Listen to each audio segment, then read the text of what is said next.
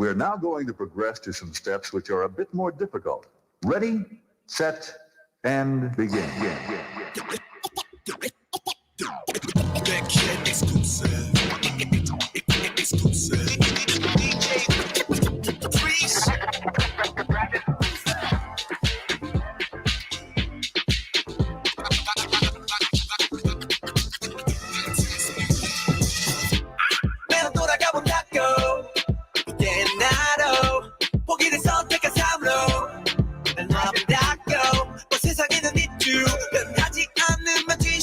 시간은 앞으로 흐른다는 걸 말하고 없다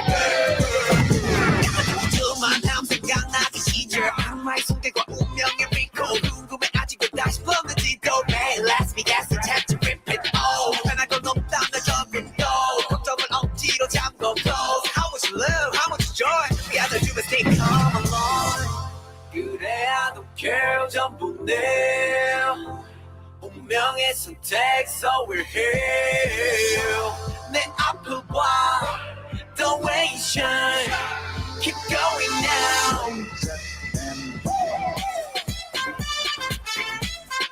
You love, you love, you love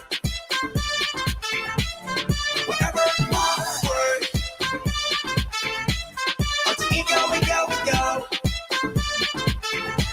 Just cross the muscle 문득 스쳐가는 제2협이 아닌 정원 속에서 희망이란 너고 후회를 가득했겠지 틀렸다 내 춤은 든 구름을 잡아본 나의 꿈을 다닦고 살아 숨 쉬는 거에 의문은 Oh my god, God, God 탐구 스팟 수면의 격정이 드디어 임박으로 모두 해소되는 펫바 가장 믿던 그들의 답은 내 심장으로 하나뿐인 hope 하나뿐인 soul 하나뿐인 smile 하나뿐인 너 세상 그 진실은 확실해진다 변하지 않는 그 어떤 나 이제 I don't care 전부 내 운명의 선택 so we're here 내 앞을 봐 The way you shine Keep going now You love, you love, you love Wherever forward Until we go, we go, we go Just cross the muscle 있는 대로 가는 대로 You love, you love, you love 명이 되고 중심이 돼서 forward 힘든 대로 또 슬픈 대로 We go, we go, we go 위로가 되고 나 알게 줘 Just cross the muscle of the soul of the whole That's my ego, that's my ego Of the soul, of the whole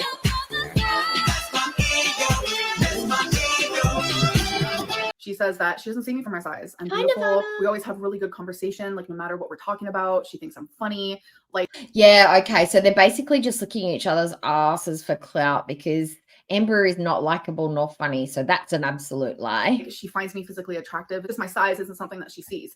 And trust me, I get it. It's a weird thing because it's like, how do you not see my size? Like it's confusing. Is she talking about her crush now? Because I've kind of gone off track. I was looking at something else.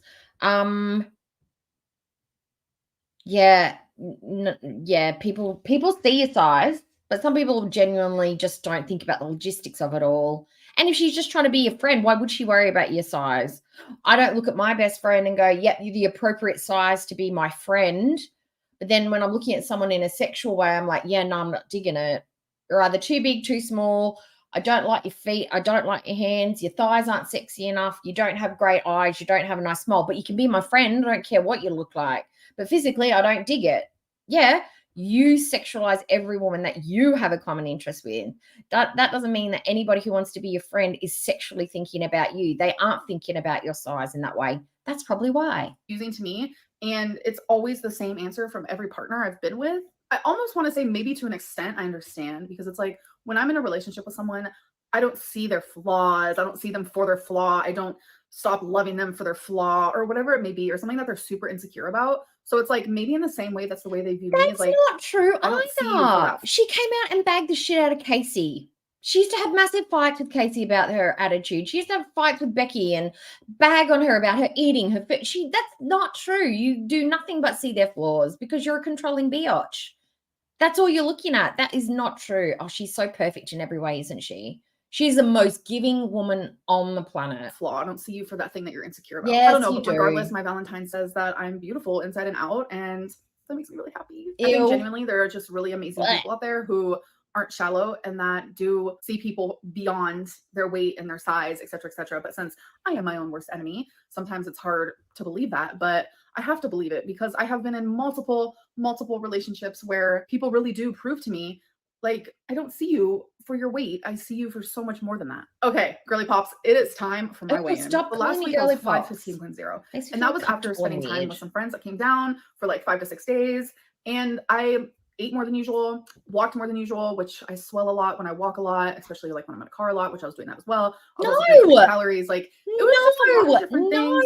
No. I gained some weight. She swells a lot. She swells a lot from walking. That is absolute garbage. It's one of the things they tell you to do to get rid of water, to get rid of water weight, is to go for walks.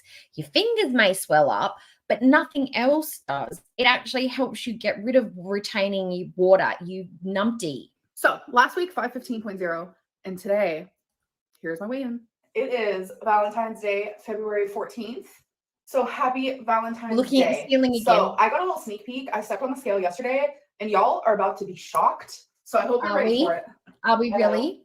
It's ready. Okay, stepping on. 501.2 pounds. Oh, 501.2. Oh, and the haters are gonna say that is not real. And I am so excited to know that it is. What? Okay. A lot of you are probably super confused. Like, what is happening? Let me explain. Not only is my mental health right now at the peak that it's been in a very long time, I feel happy. I feel hopeful. I feel. And why do we think that she's currently running on a high mentally? What does she love more than anything other than food? We're not counting food because food is her most favorite. What do we think? What do we think that why Amby's so pumped at the minute? What has she just been talking about? Somebody thinks she's the prettiest and the loveliest and the nicest. She's getting attention from someone in a romantic way. She is getting her ego. Oh, it's getting stroked. She's getting stroked. Her ego is getting stroked.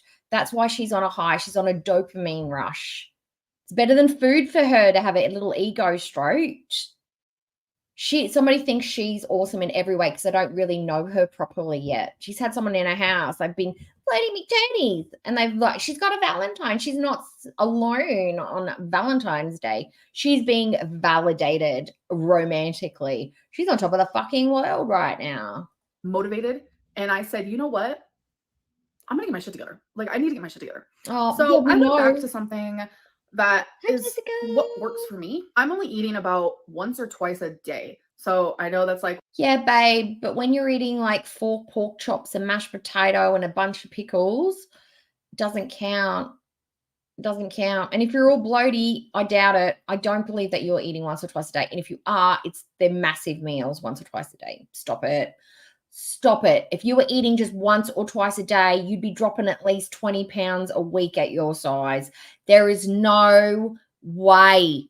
You must be drinking a lot of calories because hella nah. whoa, that's crazy. But I feel good when I do that. Every time I ate, though, it was a Do it takeout for a meal. month So, then. like an example, if I wanted seafood boil, I said, you know what? I'm going to get seafood boil. I'm going to allow myself to have this meal. I'm going to enjoy it. But that's all I'm going to eat for the day. And I thoroughly, physically, and mentally feel good. Question, because we don't do seafood boils here because it is a southern thing, right? I mean, you can probably get it all over America, but it's not something that we do here. Can you buy a single serve seafood boil? Or would it only, I could imagine, because it's so, like, it's kind of like a communal meal, that you would be able to buy it in like for a serving of 4 people.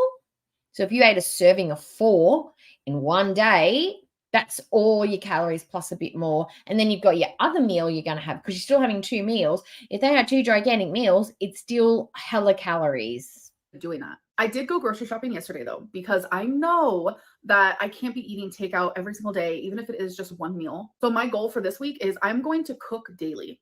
even if it's just one meal. I just really love to be the queen of moderation. Oh, they both try the same thing and just can't do it for even like 2 days in a row. Why do they keep saying this shit? They can't believe it anymore. They just can't. It's comical at this What can point. I say? So it's like if I want to order takeout, I want to allow myself to do those things, especially right now, because if I just cold turkey said, no more takeout, no more of the foods that you enjoy, then I'm going. Amber, if you say no takeout, I'm only gonna cook, you can't do it. If you say I'm gonna have a cheat day a week, you can't do it. If you say I'm gonna try cooking every day and order out twice a week, you can't do it. You can't get a grip on good eating. You need a dietitian, you need inpatient treatment.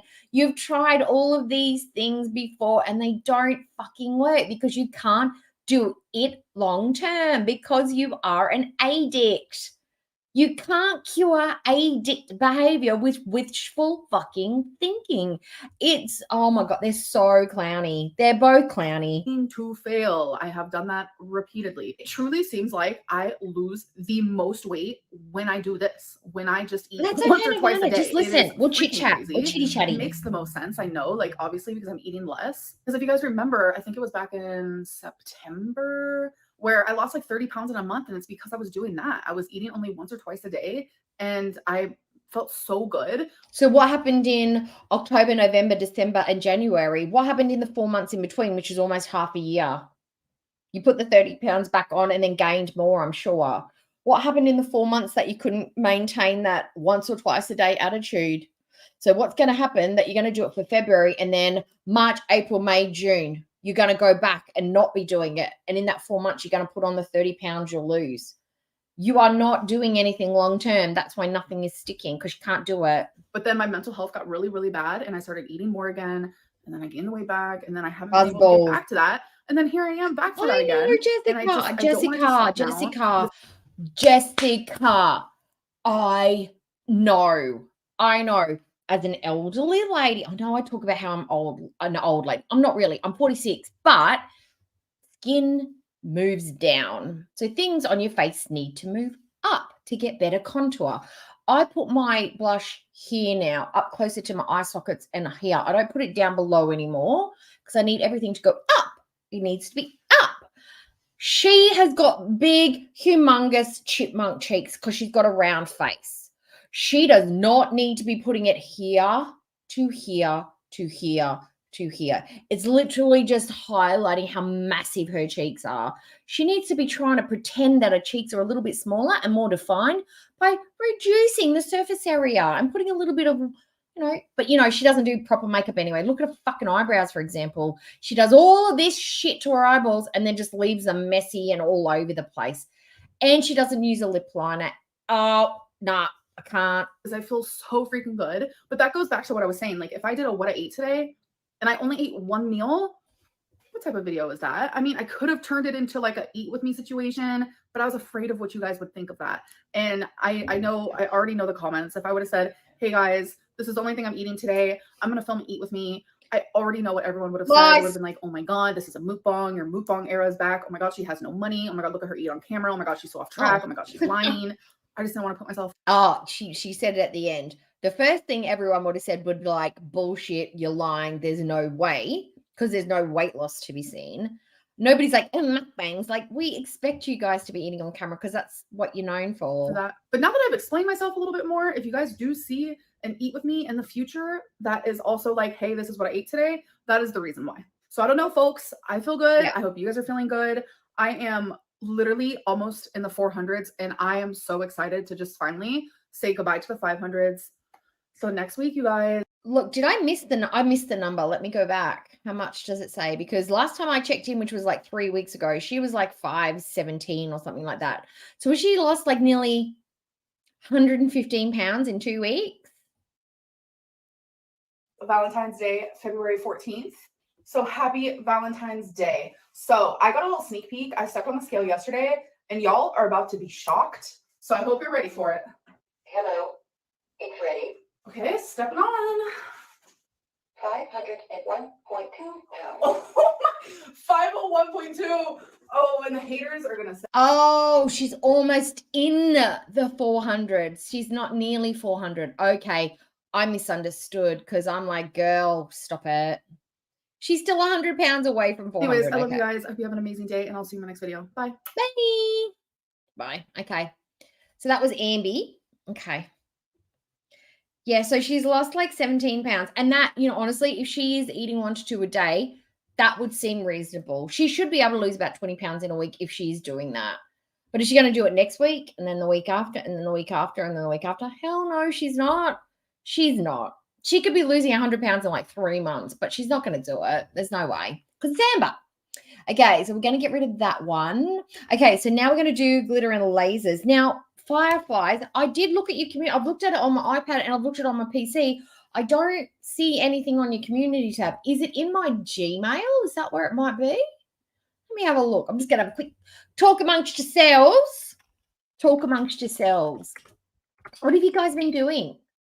Look, you know what I did the other day? I went and bought myself, I haven't bought any for ages because I've been doing the nails. I bought myself some, I might go and get it in a second, show you some of my colors because I want to start doing nail art for myself because it's a creative outlet for me. And I think it's something, yeah.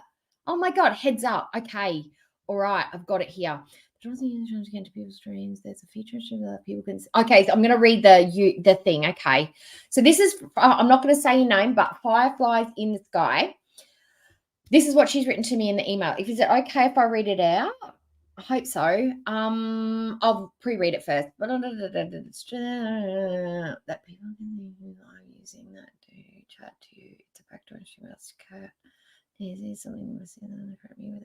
Oh my God.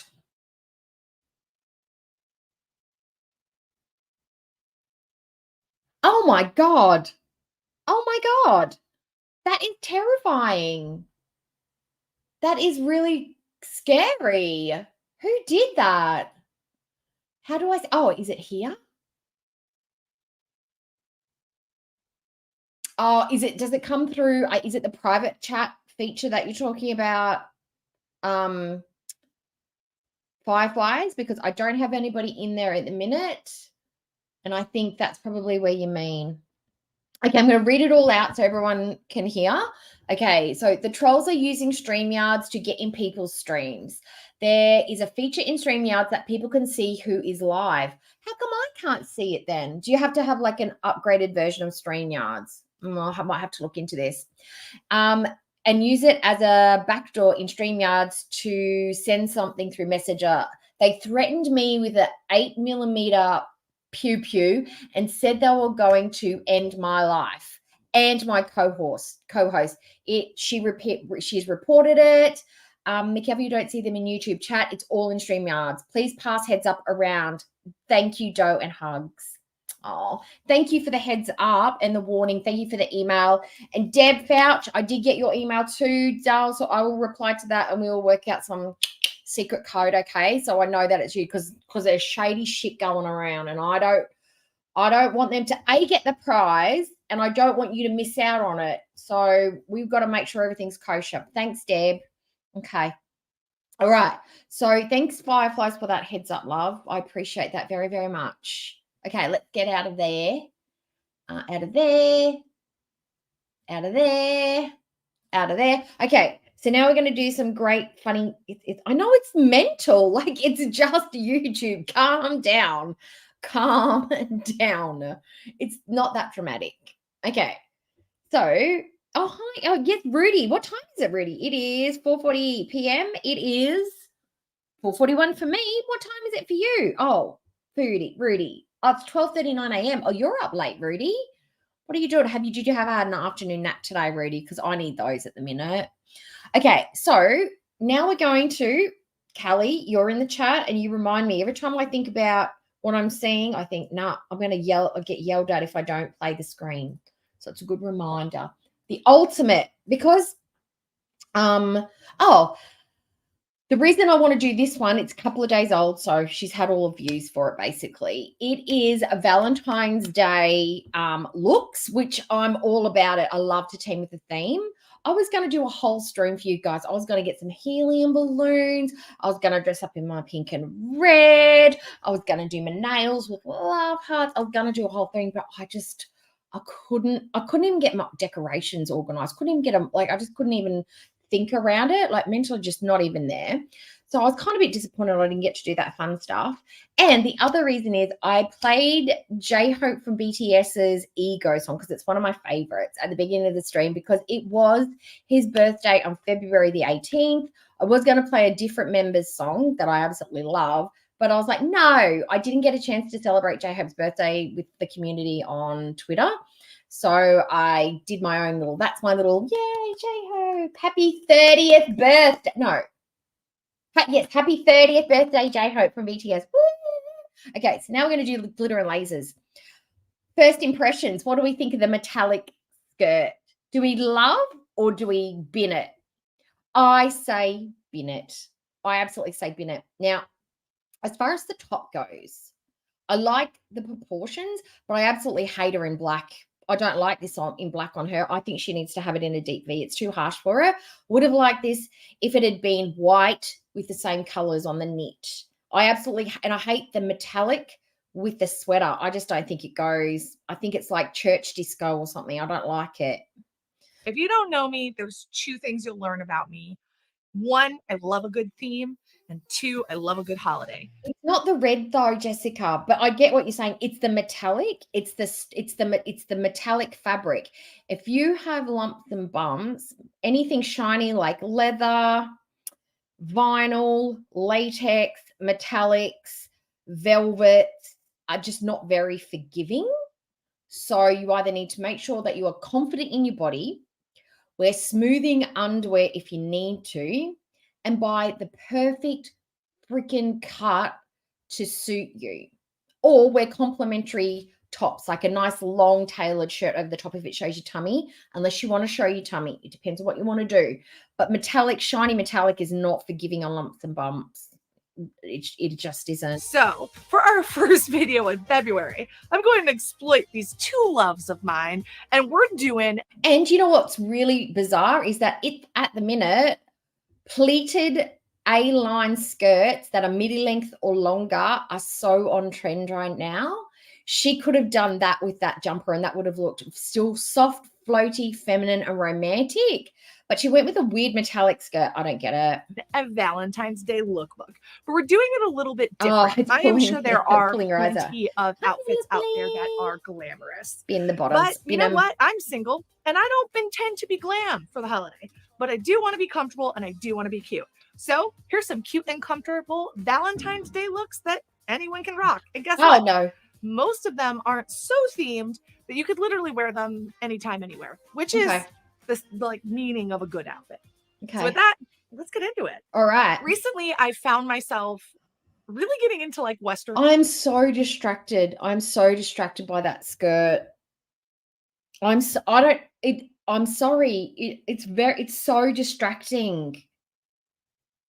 It is like literally, I think it is, other than some of the pants she's worn, it is the most unflattering thing she's ever worn. Does she not look at herself in the mirror? I mean, there is accepting your body, loving your body, but don't you want to wear clothes that make you feel good because you know you look good? How could you put that skirt on and go, yep, I look fucking awesome in this skirt. Everything looks great. It's so flattering to my form. How? Style dressing. I'm not exactly sure why. Maybe it's because I live in Texas, or maybe it's just like my style's changing as I age, as my body changes, as life changes. Whatever the reason, I find myself adding like Western wear touches to my... But Enola, sequins are flattering when they're the right cut because they're so textured you can't really see lumps and bumps. It's not the shiny that's the problem, it's the cut. But this shiny and the cut, all the time now. So this looks really an homage to that. We've got a tiered denim skirt, which is like quintessential Western I don't mind the style. skirt. And of course, the boots. White cowboy boots. She's wearing the boots because they were on trend. Well, they were on trend last year. No, not last year, the year before. But no. They're just no.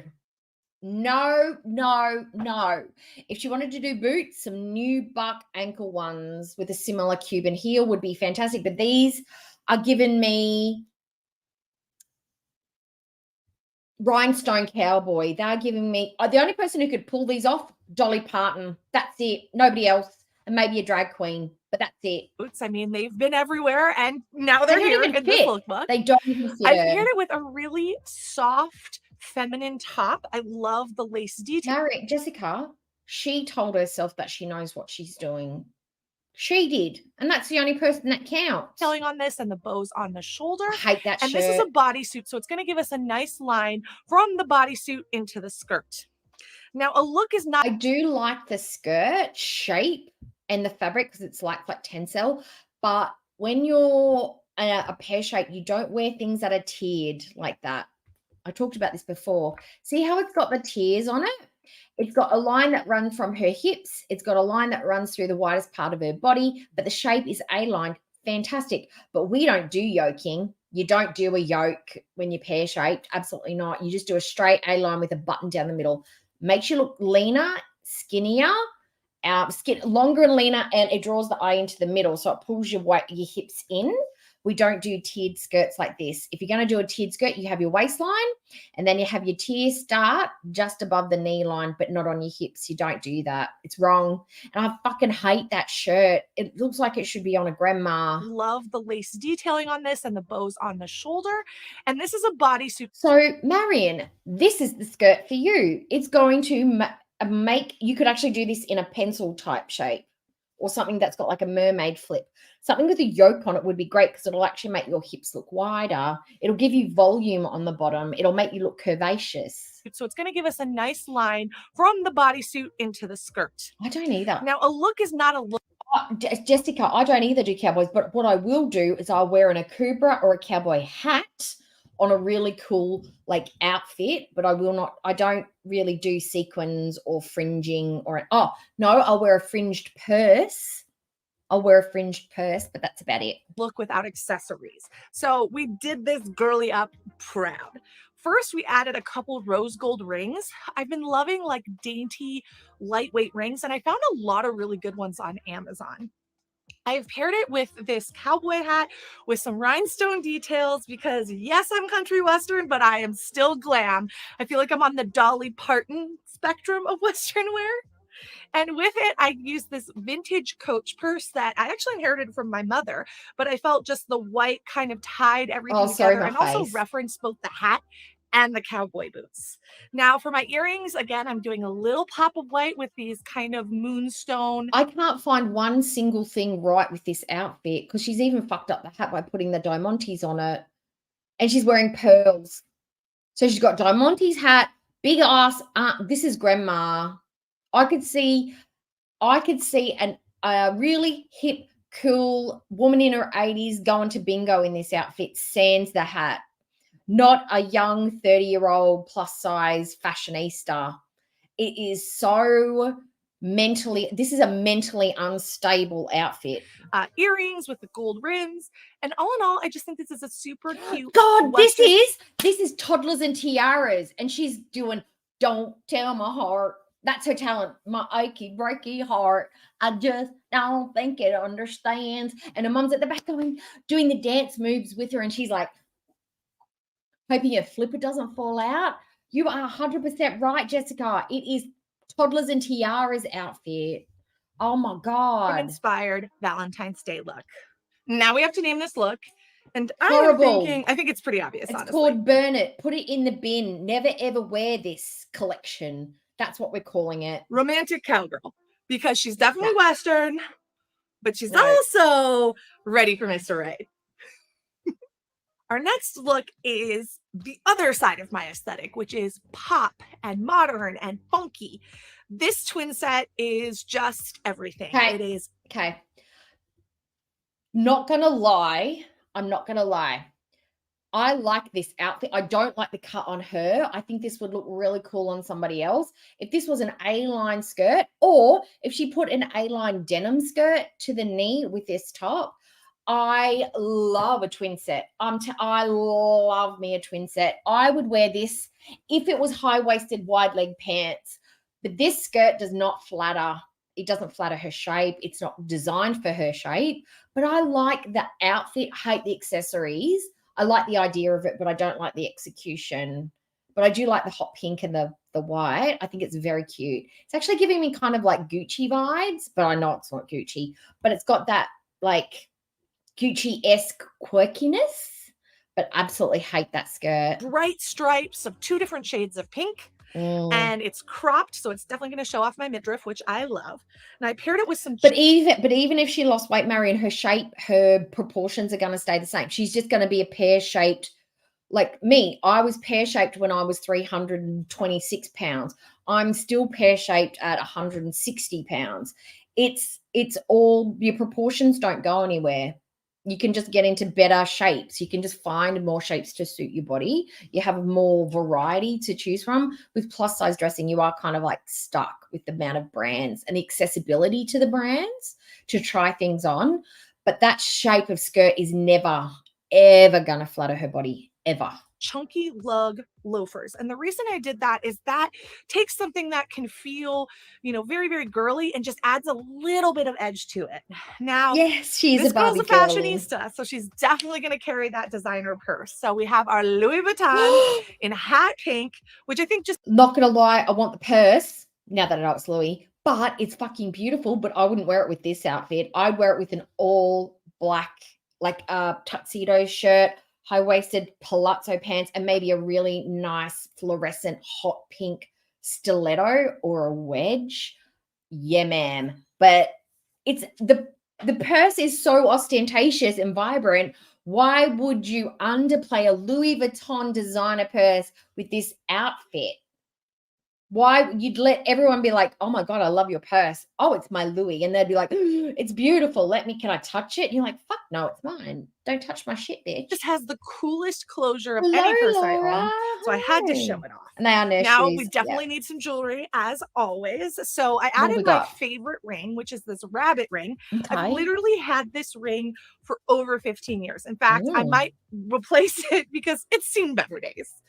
I also paired it with this really cool star ring. I love it because it reminds me to reach for the stars. It's simple, but it is a little bit more funky and fits the vibe of this outfit. Then I wanted to reference the white in the shoes a little bit more since we are already referencing they are the nurse in the ratchet bag. shoes. So I chose these like... Why would you choose loafers for that? You've got a Louis Vuitton purse that's very high end.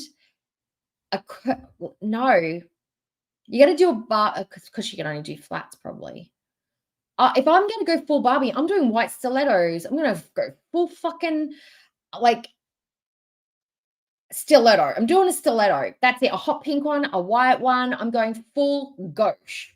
I'm not going to wear nurse ratchet shoes with that, especially if I want my legs to look nice and long. And I'd put some hella shiny like oil or shimmer on my legs if I'm wearing something that short to sort of like make my legs look a bit leaner and nicer and plump and juicy. Like white kind of door knocker inspired. Oh, I hate the earrings. I really like them because again, they feel modern and they feel really crisp because they're just one solid color. They're tacky. And last but definitely not least, your girl had to again pull out the brands. Oh, I cannot. And these are a pair of Versace sunglasses. So I'm sure you can find a very similar pair online for a lot less money. And I love that this look feels edgy, but it also feels very true. Edgy, like you're on the edge of a building ready to jump, because no, this is not an edgy. This is fucking trashy. It's tacky. I know I'm being really judgy today, but these outfits are horrible. So this look needs a name. And Barbie is the first thing that comes to mind, but it feels... we're going to call her Candy Striper. That's what we're going to call this one because she's got the nurse shoes on. She's got the stripes. It's candy pink. We're calling it Candy Striper. Too obvious. So I'm going to go the other direction and Richard I'm going to go with Candy Striped. Because you get it? Like, oh my God. We came now, up with it. It's Valentine's Day. And a lot of you are going to be getting some, which congrats to you. Getting some food. Unfortunately, when I think about Valentine's Day, I think about self-love, right? Because I'm not dating anyone. Oh, well. So I tend to buy myself a really nice pair of pajamas. So this pair caught my eye. I love the color combo. The red and pink. Oh, wow. My God. I love this. I love it. I don't love it on her, but I love it. I would wear that. I would wear the crap out of that. Oh my God. Why does she never wear a bra though? Jesus. Just put a little soft bralette, something stretchy, something that feels like skin. Just give your girls a little bit of love. Fuck, love your boobs, girls. Love your boobs. Pink is just like my favorite color combo of all time, so I could not I resist. love that. And I also couldn't resist these really cute slippers with these No, I don't little like furry slippers. balls. I feel like they just bring me so much joy. And of course, a matching sleep mask because I love a good theme and I love to match. Now, I did put in a pair of earrings because if you're going to a Valentine's Day party or somewhere where you might be wearing pajamas, but you're not necessarily sleeping, a good pair of earrings is essential. So I found these, which kind of mirrored the pink in the pajamas, and I think just made the whole thing sing. It does look Okay, I like know it's Superman, obvious, doesn't it? but I think we should call this one a Sleeping Beauty. Because come on. Pepto I look so Bismol. cute when I sleep. Our next look is really casual and great for just bopping around. So I've paired my favorite Good American Always Fits jeans, literally lifesavers if you've got lipedema because the thighs stretch out and you just buy the size that works for your waist. I paired it with a pair of Chelsea boots, which are honestly timeless. People say they go in and out of style, but people wear Chelsea boots all the time. Now for the top, I took a long sleeve red t-shirt, something that you may already have in your closet, and wore it underneath one of my favorite graphic tees I've seen around the Valentine's Day season because I feel like it will endure. Oh my God. I've already got the name for this one, but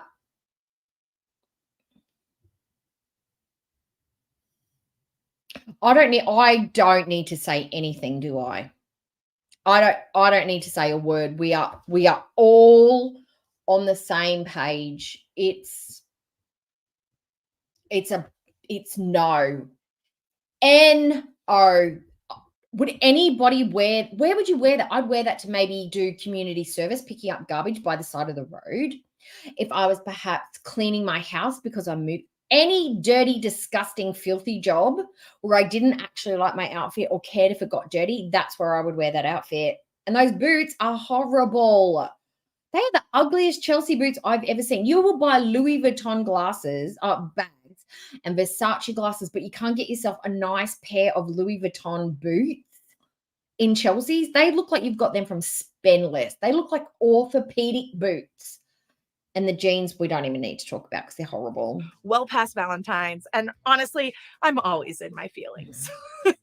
Now to zhuzh it up a little bit more, I added this black chain link necklace, and that's going to mirror the dark color of the boots and also a dark black beret with a little bit of chain detail. Again, speaking to the necklace and then to the shoes. I also did add a ring to this because I just love rings.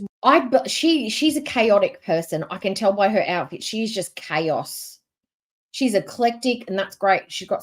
There's a difference between styling and wearing clothes. She just throws things together. She doesn't actually style them. She talks like, oh, it references this and it talks to that. Yeah, but it also usually looks fucking well. It should look expensive. It should look cohesive, and it should look harmonious. Her outfits do not look harmonious. Whether you like the colors or the textures, they should look like they are in harmony.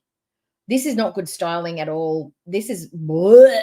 In general right now. I'm kind of obsessed. Hi, this one is a little flame ring that I actually bought for a cosplay look, but I felt kind of worked with the vibe of this look. So it just currently eating my feelings. Last, but again, definitely not least, I have this really cool phone bag. And what's special about this bag is you can actually plug your cell phone in and use the top of the bag to talk to someone, which it's like, hi, who's there?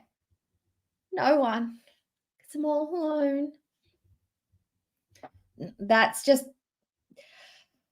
she's not, I don't know. I think I don't like that person. I don't think she's got the right personality. She's not the kind of person that can walk around with a quirky purse like that. She can't carry it. I just think it's the coolest / quirkiest thing ever. And if you know about my mantra for this year, it's to buy more ridiculous things. And this is definitely a ridiculous. Oh, like if you went to some of those like pajama parties, you know, when you go to pajama parties where like there's two type of girls that go to pajama parties.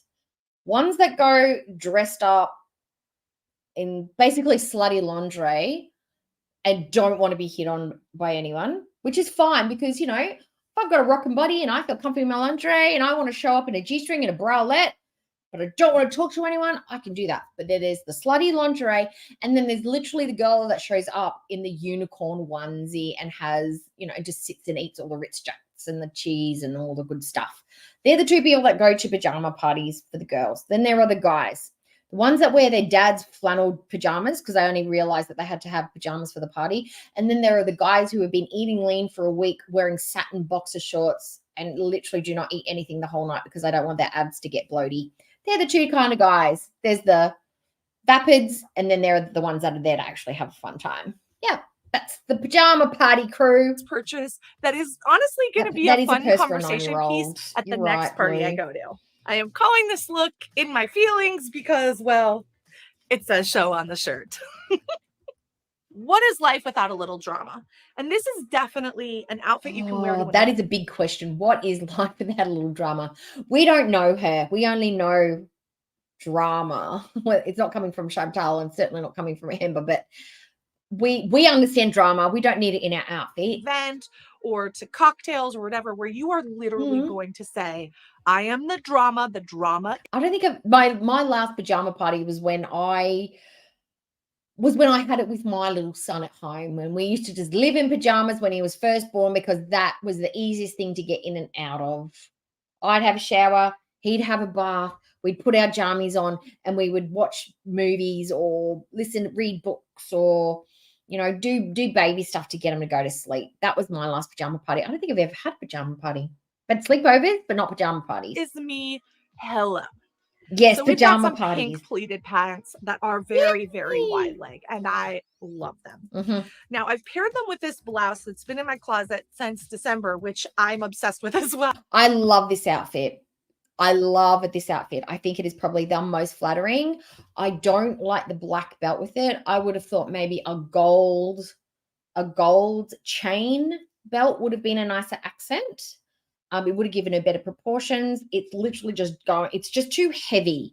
It's too heavy for the soft feminine look of the pink and I either would have done like a black top and the pink pants. I wouldn't have broken it up with the black in the middle. I would have done something a little bit more muted, and we would have done a little bit more ostentatious earring because it is a very understated outfit, even though it's got bright colors, but the proportions are amazing. However, I would have rolled her sleeves up to 3/4 or elbow length. That would have made her legs look longer and her waist look more snatched. But out of all the outfits, this is one that I would see myself wearing, and I think it's the one that I feel like suits her the best as well. I would absolutely love those pants. Well, it has these faux feather cuffs. It's from J. Crew. And honestly, I feel it is the most chic white blouse I've ever owned in my entire life. She's going to fuck it up with the purse and the shoes, though. Now, because the pants and the blouse, when you just wear them alone, it just feels like there's not a cohesion there. I added the black belt to kind of just make that transition from shirt to pants a little bit more seamless. And since I have now black in the belt, I chose some black and yeah. See, I told you she fucked it up with the shoes. How do the shoes talk to? See, that's an outfit that looks like you could wear it to like a premiere, or you could wear it to a really nice romantic dinner, an after works drink thing. You want it to look expensive and nice and a little bit of your own style. Gold would make that outfit look so expensive. Not these church lady shoes. And not silver. Don't do the silver. Do gold shoes, a gold belt, and some nice gold earrings. And then keep everything else understated. Simple elements, and then use your accessories to make it fun and funky. Rhinestone shoes and a black clutch. And of course, came in strong with the earrings by adding these rhinestone dangly earrings. And these are my favorite rhinestone earrings I've ever seen. I feel like usually when you see a rhinestone earring, it's like dangly, and these just have such a great shape to them. And also they move so beautifully. So they're one of my favorites. Last but not least, we added a little ring. This ring is kind of cool because it's not pink, but it's also something that I've had forever. I don't even know where I got this ring from. I only just noticed the ostrich feathers on the cuffs. We would be getting rid of those, and I would probably get it tailored to have French cuffs. like a French cuff with maybe an ornate button or something on it to the elbow, I would get rid of those ostrich feathers because they're nope. From guys, but I The love the horrible bright detail. turquoise stone. I No, like that it's not pink. I like that it's a she little doesn't. funky because She's this not good at woman's an styling. artist.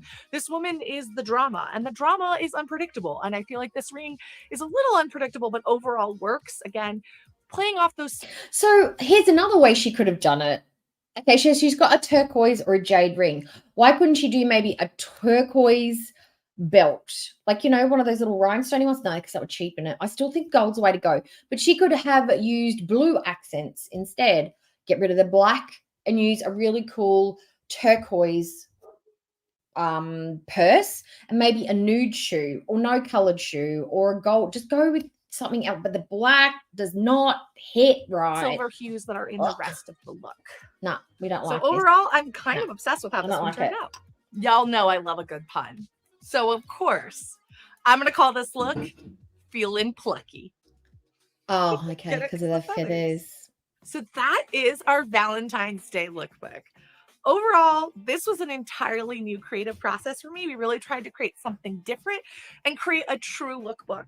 A lot of times I'm showing you guys outfits, but they're from the same brand and I'm not given as much liberty to like style. And I want that's why this one was so bad. It's because she was not locked into the brand's aesthetic and she had to branch out and create her own. That's why this one was so horrific compared to the other ones where it was Torrid or Walmart or, you know, Target. It's because they had a certain look that they were, and they're a little bit more cohesive. I mean, she's made some disasters with those, but this was literally all up to her. Okay, that's why it was so tragically bad. Got it. wanted to just let Noted. myself play in the clothing, both clothing I had and a couple new pieces that I Yeah. got. And I feel like I've created something I really love, and I hope you love it too. We so don't. Please let me know in the comments if you like this style, if you enjoy it, and if you want to see more. Nope. And specifically, if there's Guys, do we like the styles? Do we want to see more? Do we want to see more? I can, and if you do, absolutely go for it, because I'm not the end all and be all, but I know what I like. I know the rules and regulations. I'm happy for people to experiment, but when it looks bad, you got to tell them. You got to tell them. something you're looking to learn about when it comes to styling, or if there's a certain aesthetic that you'd like to see more plus size looks in, I am all ears and ready to create, because honestly, I want to see more looks that are flattering. I want harmony and I want flattering. That is literally all I'm asking for. And I don't think it's too much to ask. I'm just feeling so creative right now, and I want to share that as much as I can. So with that, guys, I hope you have an amazing rest of your day. Links to everything are down below, as always. I'll check you later. And okay, so the two things that I would purchase out of that entire thing that she showed us would be the onesie, the hot pink onesie with the roses on it, and the hot pink wide leg pants. That's it. That's it. Two things.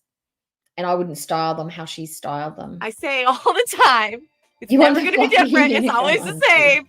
And it is. Okay, I'm done. Okay, bye. Bye. Okay. Oh, I do love doing these. I don't know. I know I don't feel, it doesn't seem like I get so mad at the fashion, but I love getting mad at the fashion. I just wish I could find someone that maybe I need to just do a little bit more looking. Maybe I need to do a hunt around for a plus sized fashion hauler who even if they don't meet my aesthetics, at least have a clue what they're doing. If anybody knows of anyone, please put it in the chat. I've got one or two, but they're okay. They don't inspire me. They don't make me go, oh yeah, no, bad or otherwise. They're just okay. They don't go outside the boundaries. They don't have fun with it. They're just very mainstream. I want someone who's either very off the rails and gets it right, or off the rails because I have no idea what they're doing. Kind of like glitter and lasers. If we can find someone who's really good and really creative and has got really good style, hit me up, let me know. I'd love to do it. Maybe we could do some Muslim fashion influencers, because they've got there are some really good ones out there. Maybe we should do that, because I looked into some of them when Foodie started wearing the hijabs because I was like, you look horrible. And they beautiful fashion, beautiful clothes, quality, and the creativity was really good. But I want, mainstream fashions as well. So if you think of anyone, let me know. Okay, so now we're going to dip back into, where did she go? Where did she go? No, that's not it. Oh, okay, I've just got to go find. We're going to do more Amby. Okay, I know. I'm curious. I haven't kept up with her. I've been watching a lot of interrogation. I don't know. I've gone back into my interrogation phase where I'm like lots of interrogations, body cam stuff. I love watching that kind of stuff. Okay. So this is the one where she goes for a walk and she's talking about Alexis, her crush, her Valentine's lady. The Valentine's lady. I haven't watched this. I haven't watched any of the Foodie stuff either. So it's going to be raw. It's going to be real. Okay. Let's talk about my dating life. Who is Alexis? Apparently Alexis has been on Instagram or whatever fucking social media that she's on defending Amber. Like, why do I feel like I have to talk about Amber? Bloody, bloody, blah. Maybe you should have something better to do with your day. It's like, maybe Amber should find something better to do with her day. And she wouldn't bore the shit out of us so much. Yes, we'll make beach umbrellas. Oh, why? Oh, sorry. And I'm just not sure how I feel about it. Like, I wanted like a little gray moment. So let me know what you guys think down in the comments below. I don't know how I feel. Totally joking. I added too much dry shampoo. Wasn't paying attention. So I'm about to brush out, finish getting ready for the day, and I'll see you guys in a second. Okay, so, sorry. Hi. Okay, so hi, Amberlynn in the future. Yes, so what just happened here is I had to click off because the guy that I said hi to, he complimented my hair, asked me what I was doing tonight, looked at the food in my cart, which at that point I was about to check out. I had like everything in the cart, and he was like, invite me over and I'll cook for you. I was like, ooh. Okay, now Amby says she gets hit on by boys a lot. And her hair is like her crown and glory. So, of course, she's going to pick the one thing that she thinks is most attractive about her. But here's the scenario. If some rancid loser who thinks he's going to get it in just because I'm a fat chick, and there are those guys out there, hitting on me at a grocery store saying, invite me over, I'll cook for you, which is obviously like Netflix and chill, right? He's probably a 3 out of 10. Not worth my time. Probably got some syphilis or some rotten dick or some gross serial killer vibes or something. It's very different from Namjoon from BTS rocking up to me and like, I got some Wagyu beef. I want to cook it for you at my $1 million mansion. I'm a top guy. Trust me. I'll even get you to my driver to send you home. I am in that car faster than you can, then you can sizzle up a thin slice of Wagyu beef. She's probably getting men that are quality of a 2. It's not like she's pulling 10s. I wouldn't be bragging about grocery store like compliments. I don't know. No quality man's trying to pick you up in a grocery store. I'm sorry. Oh my God. Obviously I said no, but just had to clarify that that's what happened there. That was weird. Okay. She's desirable. That's why she had to throw that in there, because she's hot. She's got sexy motherfucking hair. I'm a lesbian and men still want me. Totally weird, guys. It's totes weird. I just wanted to let you know I'm so hot. I'm getting men picking me up in grocery stores. It's not hard when you're pretty. Okay, so I'm currently at the grocery store. I'm about to go home, and then we could do like a little grocery haul moment. Yes, me too. Sneak peek. I'm going to say that too. I even remember to do it once I get home. Why? Because she showed us the dude at the bingo place the other day at the casino. Oh my God, are you Amberlynn? What are you doing here? Blah, blah, blah. She left that in. Why wouldn't you leave in the recording of the men hitting on you? Why would you leave that out? Why would you edit that out? We didn't see him. We could only hear his voice. Why would you leave that out? It's only your word for it, and you're a renowned liar. So why would we believe you? I hope so. Okay, you guys, so this cat's gonna look good though. From the good old grocery store. So we're gonna do the haul now. Oh, we're gonna speed this shit up. You guys already know that your girl lost a lot of weight this last week. In my time, it's Tuesday. Tomorrow's Wednesday, which is my Wednesday weigh-in. And I Woo! have been actually on Wednesday track since the last Wednesday weigh-ins. video. I don't know what ignited inside of me, but You know, if she was cool, she should make herself like a like an intro for her Wednesday weigh-in and like a little jingle like woo woo. Woo woo. Wednesday weigh-ins with Amber. Yeah. Like she should do something cool like that. Make it fun because otherwise it's like, hi, it's February 14th. Hi, you guys. Tote shocked girly pops. Like it's so boring. Do something different. Fuck. I've been doing it. I had to know, so I stepped on the scale a day early today, and I was shocked. So I'm excited to see. Yes, it's probably the same tomorrow what, guy. the final Wednesday weigh-in is. So yeah, now that I'm on track, this grocery haul is Oh my gosh. clear. So it's funny that I say that as I'm like, hey guys, I got some Diet Dr. Pepper. I'm still gonna drink my Diet Dr. Pepper. I also got some water and some Gatorade Zero. They didn't have my favorite kind, so I kind of just had. I was just gonna stick to the say orange. So I'm just gonna they put all- didn't have her favorite blue Gatorades. She didn't have them. Why doesn't she just drink more water? I mean, my bags up here real quick. So as I haul, I'm just gonna put away. So I got 3 ground turkeys. That's all that's in this Ooh. bag. I got a massive thing of broccoli Mm. and a bag of jasmine rice. You because don't I need- recently look. bought a rice cooker because when me and my ex Girl, you should not be buying rice like that. Rice is a trigger food for her. She should be buying it in the pre-made cups or not at all and have an alternative like something else. Nah, you shouldn't be bringing rice into your took house. up, we split some No. things and I gave her the rice cooker because I didn't think I was ever going to use it, but your girl wants to use it, so I bought a new one. I got 3 things of these Hottie Bites. It's just snap pickles. I got some sour cream and the ranch packet, restaurant style, because your girl's about to mix these 2 together. Also got 2 packets of just low sodium taco seasoning. True. That's really nice though. I like it, but like I don't know if that's creepy or if that's just sweet or if that's just his approach, and I feel like that's stalkery, but he could be completely nice. It's so hard to tell nowadays. But that's a great response. Thank you, but I don't think my husband would like that too much. But I would absolutely love flowers, but I'm respecting my partner. I can't remember the last time someone hit on me.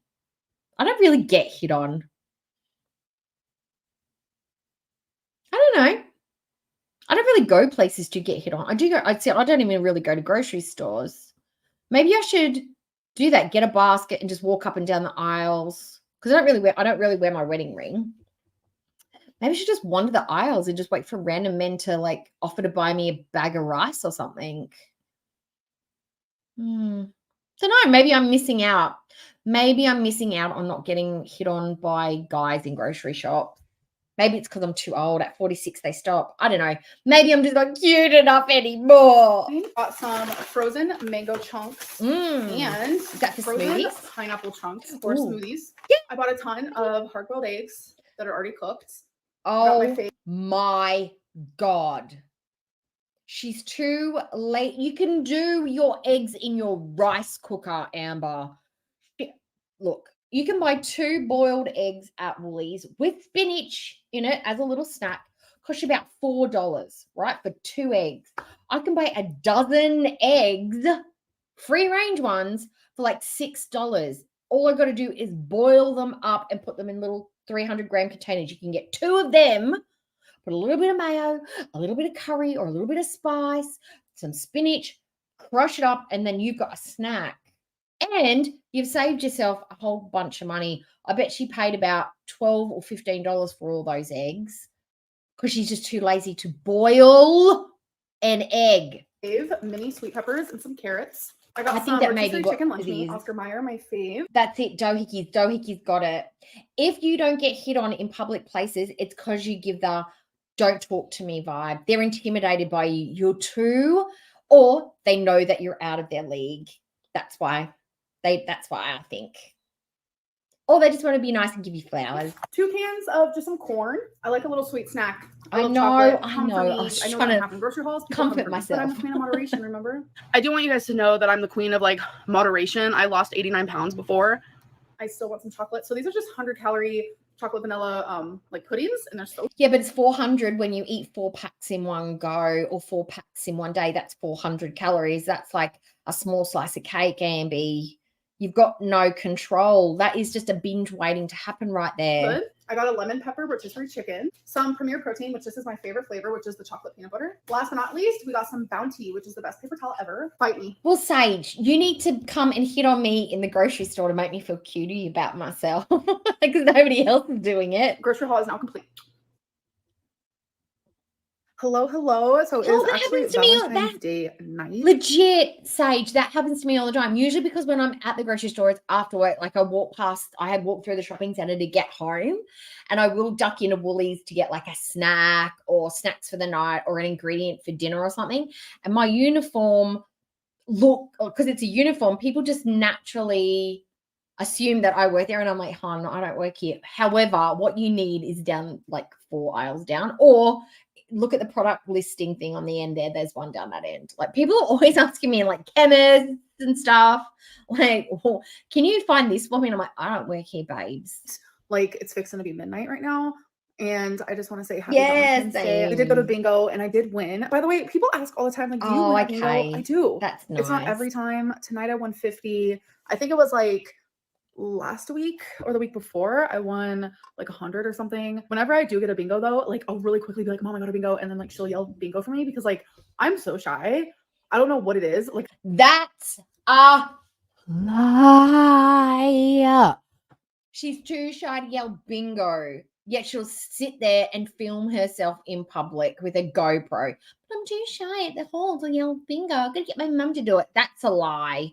That's a lie. in certain situations, I'm literally so shy and I feel like paralyzed. I cannot say bingo. Even if it was like for $1,000, I like wouldn't be able to say it. Liar. So my mom has to say it for me. That's just a random fact. And also That's something else that I want to talk about is I have a friend and she said it's totally fine if I talk about this and like say her name and stuff. Her name is Alexis. I have been friends with her since summertime and Alexis. Probably her ex was Suri. She's probably dating. Is this like that movie that Joaquin Phoenix was in where he fell in love with the software, like the AI technology, and that was Scarlett Johansson? She falling in love with Alexis. Are they in a relationship? Oh, probably because Alexis is how she orders her food. Alexis, get me Uber Eats. I want seafood boil. Okay, coming right up. her and I have gotten really close, like best friend territory, like always talking on the phone. We're always there for each other. And a lot of people like assume that her and I were dating or are dating. No, that never happened. Her and I are literally just strictly friends. But there's like a lot of rumors going around that we're dating. I don't even know how y'all found her. We don't know, but I personally wanted to clear this up just because I don't want you guys thinking that she's my Valentine, because it's not her. And I know a lot of you are gonna be like, oh my God, this is just like Amberlynn lying so we don't find out like who it is. Like, no, Alexis is literally just like my best friend. She has been there for me through a lot recently, and I have been there for her through a lot. And we just like, Amber, what have you been through? You broke up with what's her face months ago. You've been a bit sad in Oklahoma. Like, did you have a run-in with an old lady at the bingo hall? Did she like scare you because you're so shy? Like, what have you been through? Tell us. We are so intrigued. Because you've dropped a little nugget of drama, everybody wants to know. Girl, the only thing you've been through is a packet of Cheetos. like bonded and became really good friends, and we just vibe in that way. I would love to meet her one day in person. Sorry, I didn't get that. The internet isn't reachable. My Alexa goes off every time I say Aw, that's Alexis. I so feel like when me and nice. her are on the phone, and it literally just happened right now. Speaking of my Valentine, I didn't go as far as to go in the house, but I love that because elderly people like sometimes they don't have family and they still want to live independently. And when they have to ask for like help, it's like they feel like people are just watching them to like so they can stick them in homes and stuff. But I was parked at Woolies once in a car park, and there was an elderly couple next to me, and the older gentleman was on a walker, and the wife was an elderly lady too, and she had some bung up knees because she was walking. She was walking like Chantal, but she was genuinely struggling. And she was trying to load her groceries in. I was like, oh, can I help you with those? And I helped her load them into the back. And I put a couple of cases of water on the back seat for her and stuff. And I was like, oh, let me take that.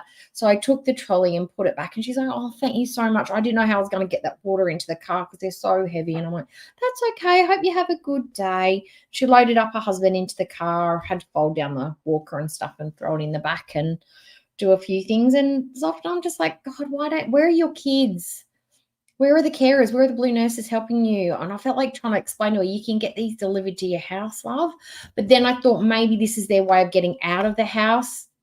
It's like a couple of those chores to keep them active and mobile and out in the community. But I'm just like, neither of them are in any condition to be unsupervised out in the world, because if she went down, he's not going to be able to help her. She got bad knees. He was just barely shuffling along on the walker. I'm like, they need someone to go with them on the daily. Like, this is not safe. A lot of people are like, oh my god, And that is beautiful. Blue. Blue's a lovely, lovely person, Blue. Guys, about I have been talking to her for almost 6 months now. So oh, see, that's nice, Age. That's the half kind a of thing I'm year. talking This about. is like very much behind the scenes, and I just wanted to like share it with you guys because I was like so happy, and she said I could, and I don't know, it's just like, well, I don't want to hear Amby bitching once about people being too invasive asking about Alexis, because she's put it out there. She's put behind the scenes details out onto the forefront on her YouTube. So people are going to ask about Alexis. People are going to want to know more. If Alexis opens a trap, they're going to go in for her. You have now opened up YouTube to your bestie, Alexis. So let's see how long this lasts, because you've now put her into the fray. You know what your community's like. We know what you're like. You were just trying to make out like you've got friends and I'm a friendly person and people genuinely like me. She's brand new. She does not know you properly yet. Shut up. I don't want to hear her whining about people stalking Alexis at all, ever. And people being curious. I don't want to hear it. like really good vibes. I'm just feeling really happy, and I think that's like what's important, and I just kind of wanted to share that side of my life with you guys because it's something that I haven't been sharing with you guys. But yeah, definitely not moving fast. This is actually the slowest I have ever in my life moved with someone that I'm interested in. So props to me for doing that. Like this girly pop taking it slow. Blech. I hate girly pop. Hello, beautiful people. So today we have a what I ate today video. I'm sorry. Her eyebrows. Does she even pluck them? Does she shape them? Does she razor them? Does she tweezer them? They are horrific. I'm sorry, but look horrible. Look how I know that I've got crazy overplucked 90 brows, but I can pencil in some shape. She could have some fire ass eyebrows. Look, she's already got the shape. She's got the volume. They need some shaping and some trimming or a pencil or something. This looks fucked because this looks messy and gross. It just looks horrible. I hate her eyebrows. I hate them. Oh, hello, beautiful people. So today we have a what I ate today video. So if you guys have not seen my what I ate today video, definitely go watch that. It was the last video that I uploaded for you guys. Thanks. So this is the filming that I did for this day. So now let's move on to the next day. Love you. Yeah, whatever. Hello. Okay, so there's a few things I'm trying to decide on. Let me put on my lipstick before I decide on that, though. Girl, where's your lip pencil? Okay, lipstick is on. Now speaking of makeups, Foodie was talking about skincare the other day and how she's going to focus on her skin and how she's genetically blessed. She's got her Korean, it must be her Korean genes that are giving her the good skin. She doesn't stink because Southeast Asian people don't stink. So that must be one of her recessive genes that's popped up. And she's got the good skin, which we know is a hell or not true. We know it's bumpy, it's blackheady, it's rosacea. She's got multiple problems stacked, which is a lot of people have them, but she's just unfortunate that she's got a lot of them. Skin does not look good. She can filter it to the shits. But I decided today, it's like, what are we going to do? We're going to go and do a stream, but we didn't do foundation today. Did a little bit of concealer on the eyes because I have naturally dark eyes. It's just my genetics. But we put a little bit of glow blush and some mascara and we did the eyebrows, but I have no foundation on, nothing. This is all, this is what genetically blessed skin looks like, Chantal, with a little bit of help, some really good beauty products, but not what you got going on, girl. You've got to get away from the Lush products. They inflame and annoy your skin. I just wanted to point out that, yes, no, I'm not wearing any foundation today. Suck it. I'm trying to decide, do I want to wear hoop earrings or these cute little smiley face earrings? On top of trying to decide that, do I want to wear my hair with the side part? If I do I want to just leave it like this? Do I want to have it tucked? Okay. I haven't put the back on the earring yet because I haven't decided if I want to wear them yet. Oh. So do I want to wear my hair tucked like this, or do I want to wear it, girl, or do I want to wear it how I usually wear it, which is like this? Oh, my mom's calling. Hold on. Okay, I hate those smiley earrings. They're ridiculous.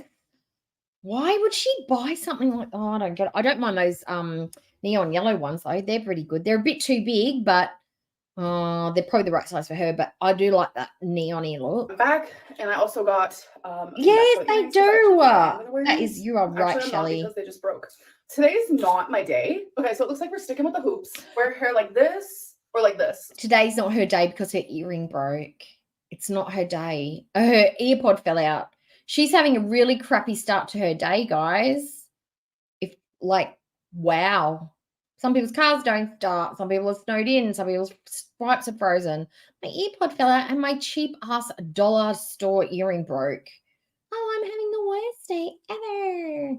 And my hair won't part in the right way. What am I going to do? So 2 different options, 2 different vibes. I don't know what to choose. Okay, so I think I'm just gonna wear my hair like this, stick with the hoops. Hopefully I start having better luck today. Like, I cannot believe that these earrings just broke. Like, really? This would have been so Really? You freaking probably paid cute. 50 cents Okay, so at the last dollar night I store. did decide to do the parts in the middle because it just looks better. I look more youthful. Okay, guys, so I'm getting my nails done. Here's the before. Okay, you guys, so I got like a lime green. I haven't put my nails back on yet. I haven't put my rings back on yet. So I got to do that. But, oh my God, I'm obsessed. It's because I wear a lot of black, so I figured that would look really good. And it does. I love. Her And I don't know if I knuckles, also pointed out man. the fact that Why? I got it in matte. It looks good, don't it? So I'm about to have me some pudding. So today's actually been such a good day. Is she starting to wear a ring on her wedding finger to keep the men at bay? Because that looked like a little engagement ring that she had on a little left finger. It's probably just a dress ring, and that's probably the only finger it fits onto. But is she in such a high demand that she has to start wearing a wedding engagement ring just to keep all her lovers or potential lovers at bay? Oh my God, she must have the pheromone perfume or something.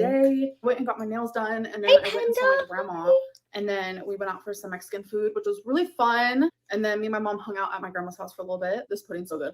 And then we ended up going to bingo again. Honestly, I just enjoy Salah bingo. see you eating that. Don't let Salah see you eating that. He might slide into your DMs there, Amber. That's exactly his jam. Chocolate pudding. It's so fun just to like sit there, kind of relax, and just because your life is drop hectic, away. man. But I'm sorry that I did not vlog Totes much. I hectic. just want to let you guys know that I had an amazing day. I'm gonna go finish this pudding Mm-hmm. while I'm watching Yo Mama. Someone messaged me and said like Gatorade Zero is making people sick because of like supposedly like there's like white mold on the bottom of the bottle. I don't know how accurate it is, but you guys know me. I have been loving Gatorade Zero. So I'm about to look at my bottle and see, is your girl eating mold? Like what? So I'm gonna put you guys in the fridge. Okay, so are we eating, drinking mold? We'll see. Right, okay. Let me show you guys. So I guess it's that white stuff. Do you guys see it? And it like, oh, people are so dumb. Instead of going to your fridge to check them out, go on the online and check out from the Food Health and Safety Administration or the product recall website, because I know we've got one here, and check out to see if it's been debunked, explained, or if yes, you should be throwing out certain batches of the food. Instead of listening some dildo on Instagram or fucking Twitter going, oh, the white stuff sitting at the bottom of your unshaken drink is probably mold. No, it's probably a sediment from whatever the Gatorade is made from. Gatorade's not grown on a tree. It's not organic. It's not natural. It's probably a couple of different dried things mixed together with fluid, with water. It's probably just a sediment. You probably should just need to shake it up and it'll dissolve. Unless it is something that's harmful, but you should probably find out from a website. Google Gatorade. See what they have to say about it. it moves when I move this. I don't know how accurate this is, so I'm gonna Google it. Chili. Okay, I Googled it, and majority of the things that I saw said that it is mold. I don't know though. Google also told me one time that I was pregnant. Very much was not. But I'm very, very weird about food and things. I get creeped out really easily. So now I'm scared of Gatorade Zero. I don't know what to do about this. If there's any like Gatorade scientists out there, please let me know what to do. Like, is that Go investigate. Go and find out for yourself if it's true. Are you just making this up? You're just making it up. Cold. Will I be okay? Am I gonna get sick? Like what? Hello, so it is the next day. Obviously, I actually just got home. I was with my mom for a little bit, and I think I actually want to go for a mile walk again. I'm definitely gonna take the same route. I told myself the next time I do this, I wasn't gonna take Twinkie because she did slow me down a little bit, but I do want her to. But why? Why? I don't look. I know I go on about her eyebrows, but what's with the eyeshadow? Is she putting lavender or purple or nothing? Why doesn't she do a natural shade and then maybe something lighter in the center, make her eyes look wide, brighter, more defined? What is this dark, smudgy, she's put it on with her finger, eyeshadow? I'd rather you not put any on at all. It looks mucky and dirty and gross. And use a lip liner. When you have no lip line, defined lip shape, you need to make one. Ask Enjoy it Chantal. as well, because outside it's like in the 50s, which is feeling really good to me. So let's go for a walk. I'm excited. I'm gonna turn on Map My Walk and see how long it takes. Yeah, exactly. Twinkie is currently pooping, so it's gonna slow me down a little bit. But y'all, it feels so good. You've reached that damn hill.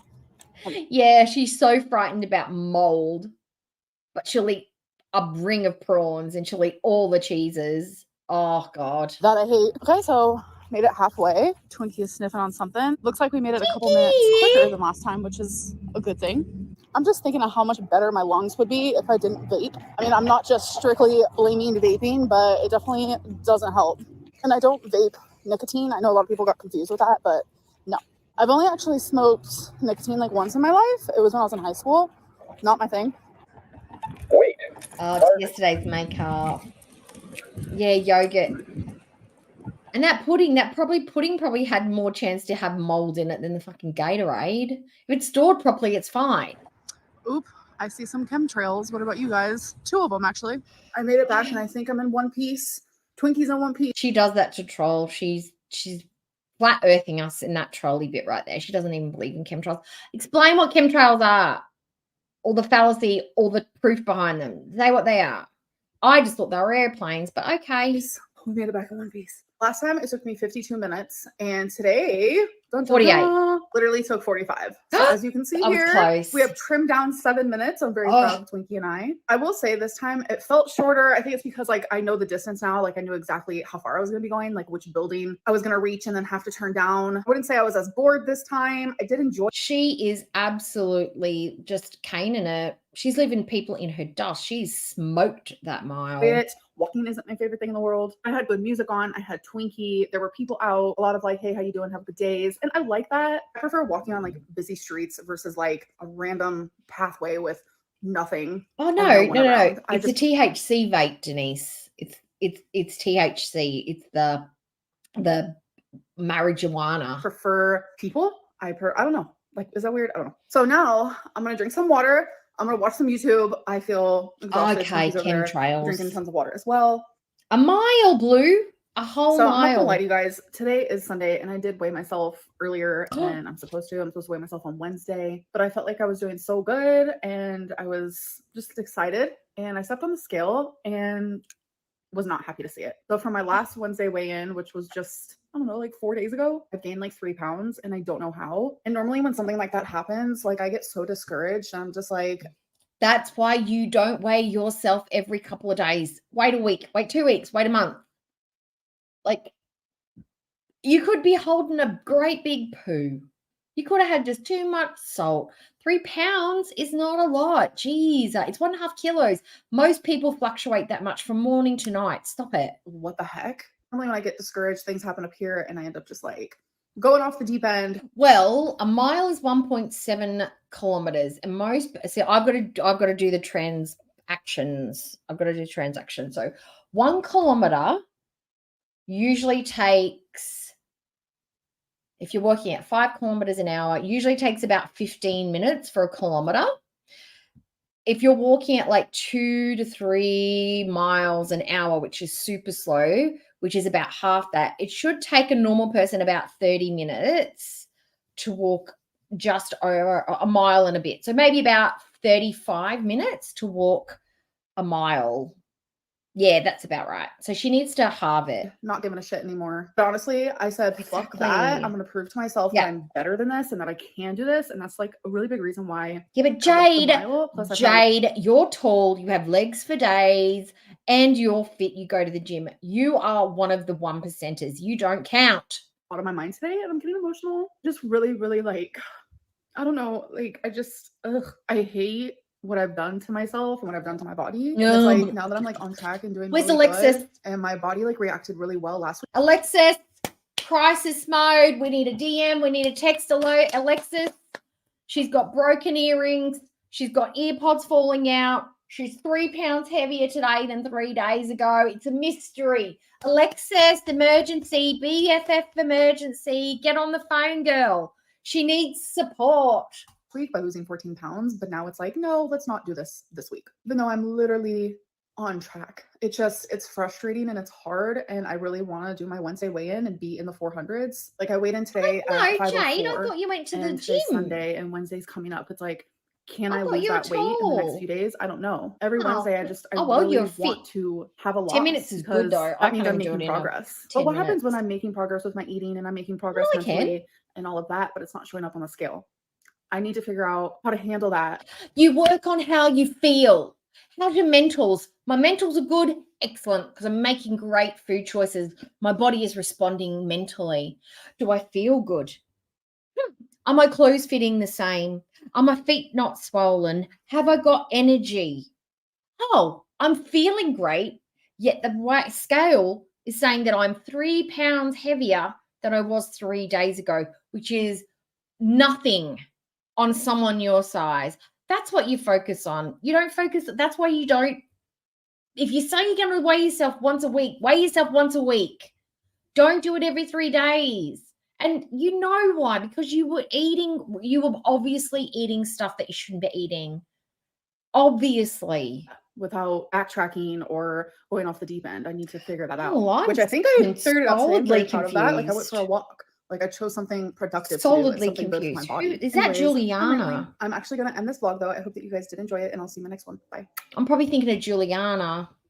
Yes, I'm thinking of Juliana. Sorry, Jade. It was the J threw me off. So Amby's, why have I gained 3 pounds in 3 days? It's probably because you just haven't taken a big enough dump for the day, love. That's nothing. Absolutely nothing. Okay, foodie. We're doing the foodies, okay? All right, let's get into it. I'll get rid of BTS, even though I don't want to. I'm going to. Get rid of that one. Get rid of you. Which one's this one? Yep. Okay, so we're going to do the vlog. We're doing day in the life of a Canadian in Kuwait. That's the one we're doing. Got to speed her up because hells yeah. Because she's too slow. Okay. Let's not get annoyed, okay? Let's not get annoyed with foodie. We're going to just put our seatbelts on, okay? I'm going to put our seatbelts on, okay? Rightio. I'll fast forward through the cameo. Okay, seatbelts on, safety belt, because she's just annoying and boring. So click. Haven't watched this one. Don't know what she's going to say. We can clearly see she is filtered out the wazoo because this is not what she's been looking like in the last couple of lives. But she is really hammering this scarf home, isn't she? She's really trying to be quite provocative. Now, I do have a question. Have we seen out the window? Have they opened the curtains up? Have we had a chance to look out at that view yet? Because that would be very telling to whether they've moved or not. Because they move every 3 months, whether they've moved apartments and the couches, whether the couches are actually theirs or the couches belong to a fully furnished apartment. I don't know. Have we had any window views? Because I can't remember any, but I haven't watched everything she's done. So, curious. Welcome back to another video. Ellen, hey. Today is going to be more of a vlog, I Yes. guess. I just want to kind of show you Me also my too. progress with walking when it comes to like healing from this injury I have, this Okay. sciatica I have. So I looked up the word injury because I hate the way she words injury. She makes it sound like she was doing like sports or she fell or something happened to her. There was an incident and she became injured. No, you got up, you got upright and you moved about a bit, and you saying sciatica, which has not been diagnosed, it's your diagnosis. She's not injured. She's a death fat who moved, and now her body's responding in kind. I believe she did something to herself when she went for a little 2-second sprint run because her body was not ready for running. She didn't warm up. She didn't stretch. She just went for it. She's not injured. So whenever you hear the word injured come out of her mouth, I want you to hear the words death fat, okay? I'm just going to get out a bit, get some sunshine, get some fresh air. Always lifts my mood. I'm going to do something I really enjoy. Okay. Try to walk a little bit. Confirmed by Sage. I don't know where yet. Maybe the beach, maybe the desert. We'll see. But also, maybe just get a coffee, go for a walk. I do have to go to the clinic. Maybe she cooks something and set the place on fire. Vitamin injections, which are supposed to help heal any kind of nerve damage in your body. So that's what I'm going to do. But why does she think she's got nerve damage? It's because she's on this sciatica frame of mind. It could be something completely different. It could be a bulging disc. It could be bursitis. It could be you have a crushed vertebrae. The numbness could be coming from something else. You have not had imaging done, so how would you know what the actual problem is? You are guessing it's sciatica. I wanted to show you a clip of also I made another pot pie. Of course you did. I filmed it. I wanted to film like a little bit of the cooking process to show you how I do it.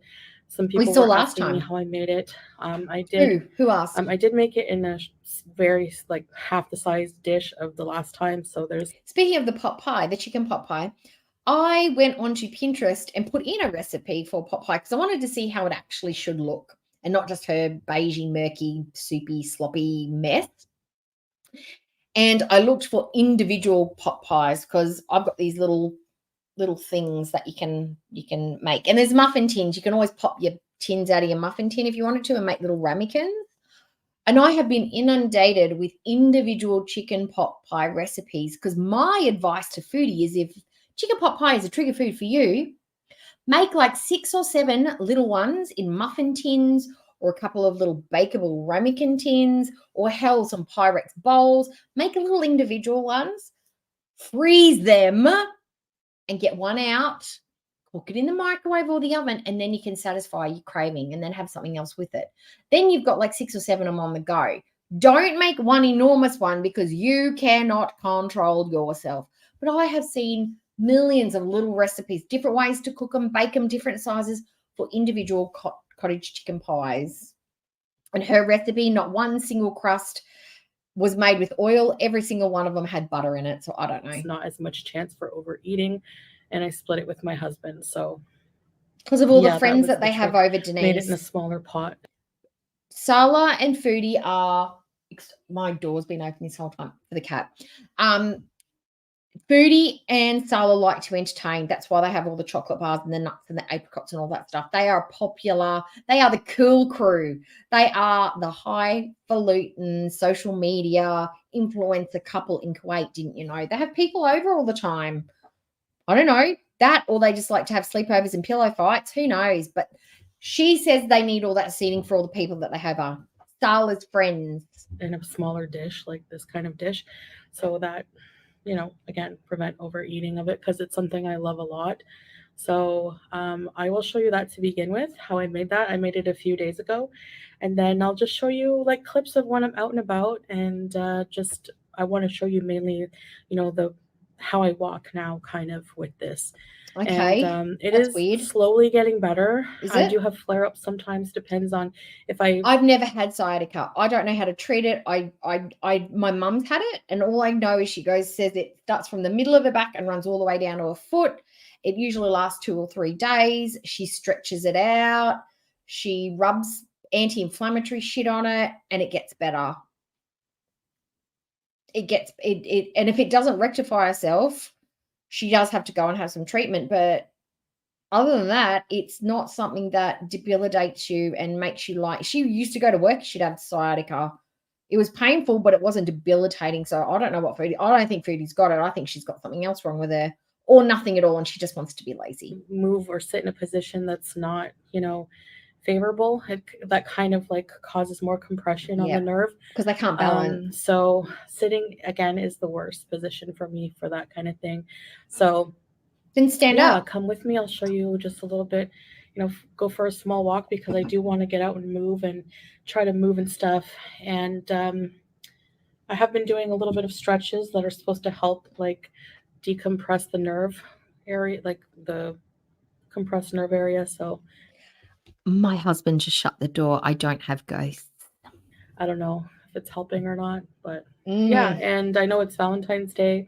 Typically Muslims don't celebrate that, so we don't really celebrate it, but we're just going to, since I'm not able to do much physically, like in the way of going out or anything, we're just going to have a nice dinner together here tonight and watch movies. So, but he wasn't there for her Valentine's Day. He was out. He wasn't asleep.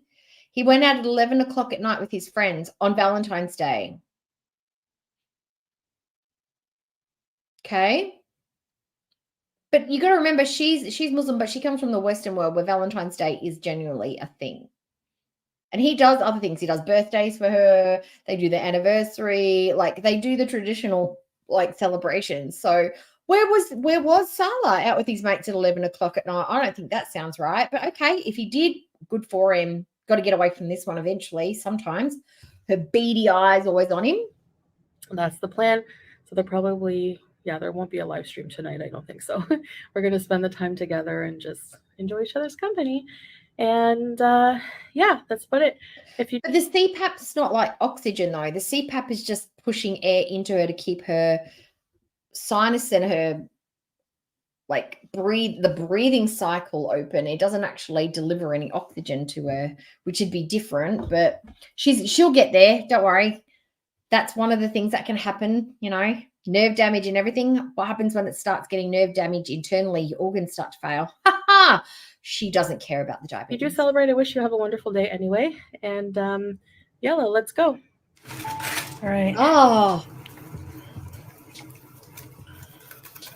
All right. This is my gravy for the pot pie. Okay. I've got a question. Who thinks she's bought packet gravy and just added water to it? She's dumped it in there and just added water to make the gravy and put some chicken drippings in it.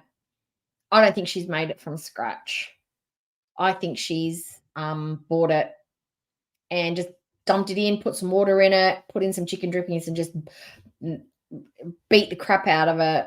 It's too shiny to be a homemade roux. I'm sorry, it just is. My recipe somewhere.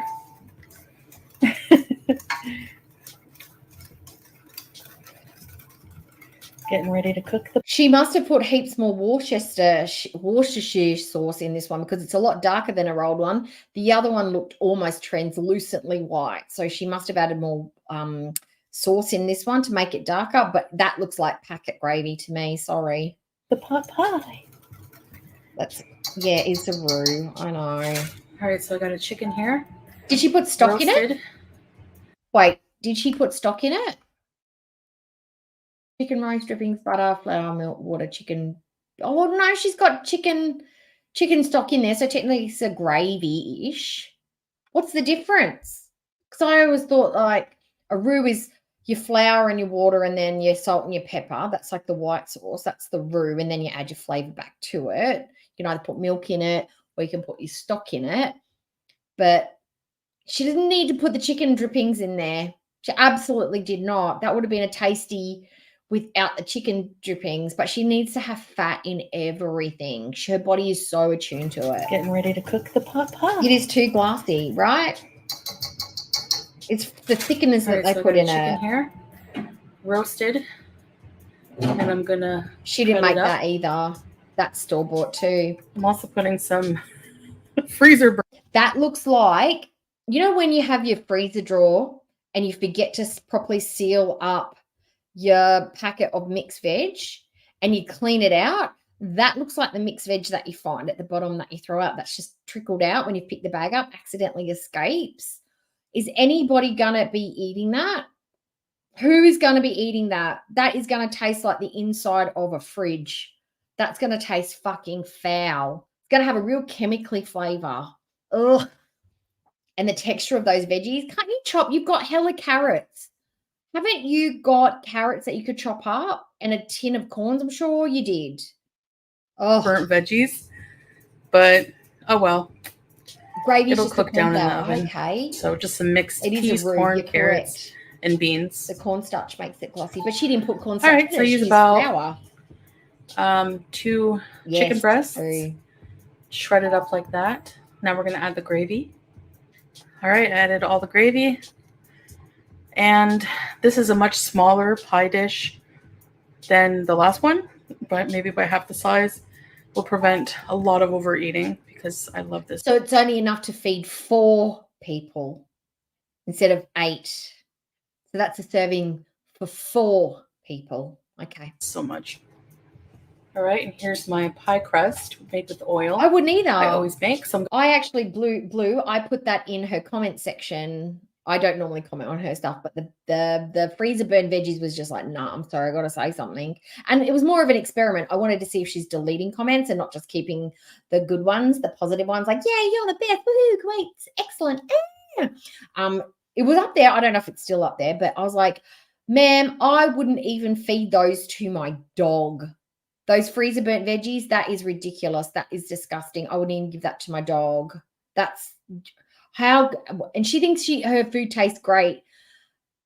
Oh, someone needs to send that to Gordon Ramsay to judge because he would have an aneurysm if he saw that. I'm going to flatten this out and add it to the pie. And I also have some egg wash here. So I'm just going to brush that on the pie. Just helps make it golden brown, you know. But she can't delete them. She needs all right, and voila, to into the oven it goes until it's golden brown. And it's ready. That's not cooked enough. All right, okay. There's my messy portion. Ugh.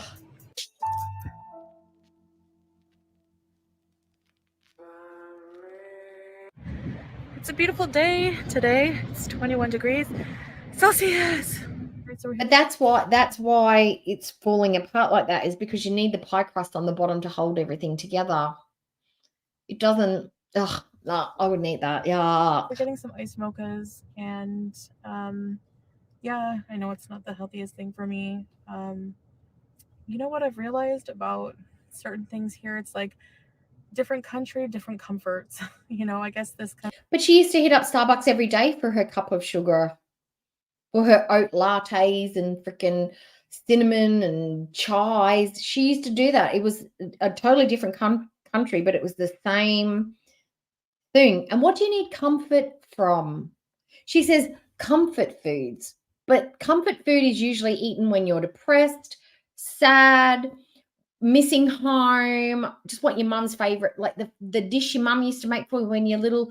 You need it for comfort, for nostalgia, not necessarily because you're sad, but because you're like, it's a comfort food for me. It makes me feel good. It gives me feelings of home. You know, it's usually home cooking.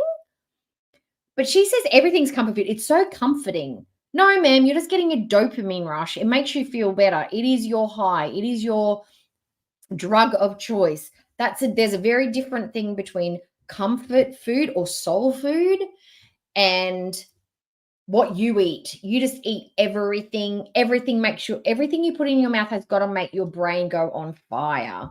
And sugar is one of those things. Kind of like ice mocha is one of my comforts here, and you know, it's up there with, yes, it is. I haven't had one in a long time, so I'm just gonna have one. And yeah, I know it's not the best, but one's still like anyway. 500 calories. All right, see you. This is the mocha, chocolate syrup, whipped cream. Right. Oh my God. Small size. Look at her thumb. Okay, I'm going to say it. It literally looks like a penis. I've never seen fingers look like that. Are they not weird looking thumbs? Look at it. It's the weirdest shape. It's almost as wide as it is long. It's a chode thumb. She has chode fingers. It's it's amazing. And what did she say? It's a small. It looks like a pup cup. Syrup, whipped cream. Oh, bye, Sage. We'll see you Small soon. size. Speed bumps. Oh, I'm a bit squirrely about tarot readers. I'm a bit Mall. funny. It's the largest mall in Faha Hill. Okay. Are you going to go there and not buy anything again, as usual? Yep, and this is still part of the mall. Oh my And God, you'll a see huge lot of mall. flags Nobody's and got one of everything those because anywhere. February 25th is Kuwait National Day, and they are starting early to celebrate. Now we're passing the Faha Hill Bazaar. It's a market in Faha Hill. Why aren't we going in there? Why can't we go in there? Why can't you go in there, shoot it when there's no people around, maybe like the middle of the day or prayer time, because you seem to be around during those times. There's hardly anybody in there. You can look at the spices, you can look at all the bits and pieces, do a little mini haul at a table, look at some of the food. That's the shit we would like to see in a vlog, not you just like, look at that. We're passing by the really interesting place. We're not going to go in. We're not going to go into the interesting places in Kuwait. We're just going to drive by. This is what you're missing, guys. Like, take us to a bazaar. We've been begging to see a bazaar. We never buy anything. I know. I want to go somewhere good too. Oh, we're camels. Oh, this is the bit. Hi. Get her. How are you? Get her. Oh, That camel walked up with an attitude. That camel walked up like, bitch, where's the food? Where's my carrots? Where's my salad? Where's my whole head of cabbage? You don't have any? Well, you can go get fucked. I'm over here with Barry now. No? No. He's like, no, you don't have food. I'm not interested. Don't Here with like the you. You smell camels? weird. You got a whiff of the her. baby camel. Yeah, go up to it. Hi. I dare you. Go up to it. See what happens. Hello. Nope. They don't work. I'm not going to lie. I watched a video the other day. I was almost going to show it, but it had a trigger warning on it. It wasn't really that bad. It was like, okay, well, I could see why it had a trigger warning on it. It was in the cold, in the snow. I didn't even know that camels can exist in really cold weather. It was in Syria. And this man, it was in a town or a city. It was in an urban area. And he had his camel outside tied up. And he started being a bit rough and a bit nasty to the camel. It was one of those dromedaries or the double-humped camels. It was the other type of camel. And this camel had enough. The camel shoulder barged him. He then got him by the head and started swinging him around like a rag doll. The man did not make it out of that conflict alive. He deserved the treatment that he got. But I'm thinking, Foodie, I don't think you understand what you're up against with a camel.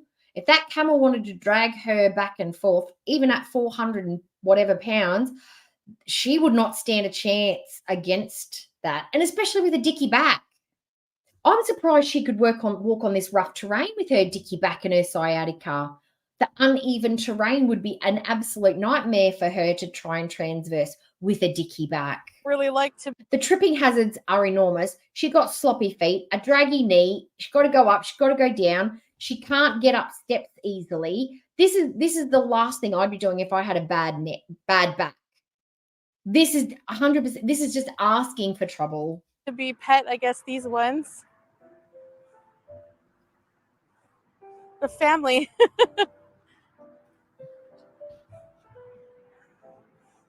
Yeah, the mum is making Hello. the baby walk away from you. Get her. Oh. Oh.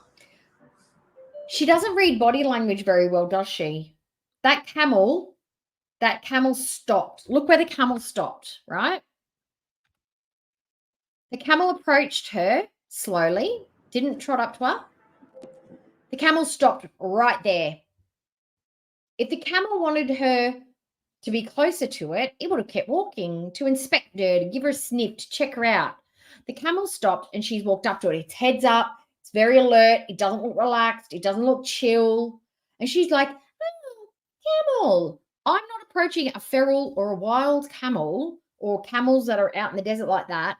I would let the camel come up to me and take a good look at its body language. If it had its head down low, was making like the little calm, relaxed lip movements, it was happy to be eating its grass around me, just chilling like a villain, maybe then I'd walk up to it. I'm not strolling up to a camel with this body language. Hell no. Oh. Oh. Hi, Sunshine Country Chicken. This one likes me. Hi. Oh. Hi. That's a beautiful camel, though. Come. Yes. It's okay. Do you want to see me? No, if it did, it'd walk up to you. I'm the camel whisperer of Kuwait. No, that camel's back off. Yeah. He's jealous.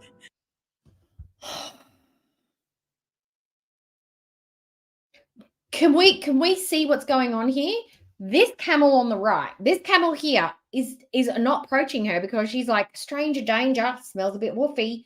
I don't want to interact with this person. It's a new person. I don't know them. I'm wary. I'm making sure that I'm not putting myself in a vulnerable condition. This one over here, they're probably mates. That could even be his girlfriend. She could be with baby. She's got quite the pronounced stomach. He could be like, hell's nah, she doesn't look comfortable. I'm going to step in. I'm going to protect my mate or my friend, and I'm going to get in between you two. This bitch is like, he wants me. He's jealous. He wants all my time and affection. It couldn't be that like this camel is like telling you in the nicest possible way a camel can, fuck off and leave them alone. They obviously don't like you. No, she's like, they want me. He walked away.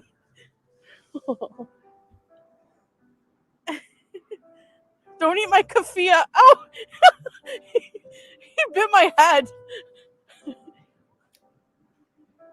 Oh, she doesn't read the. Oh, it bit my head. That would be like, okay, this is getting maybe a little out of hand. Maybe he doesn't like me being so close to this other camel because this behavior has only just started while I've started approaching the camel that it's tried to block me from. Mariam, read the room. Oh, this one is jealous. Oh, 100%. No, he's not. He's trying to keep you away from the other camel. Hello.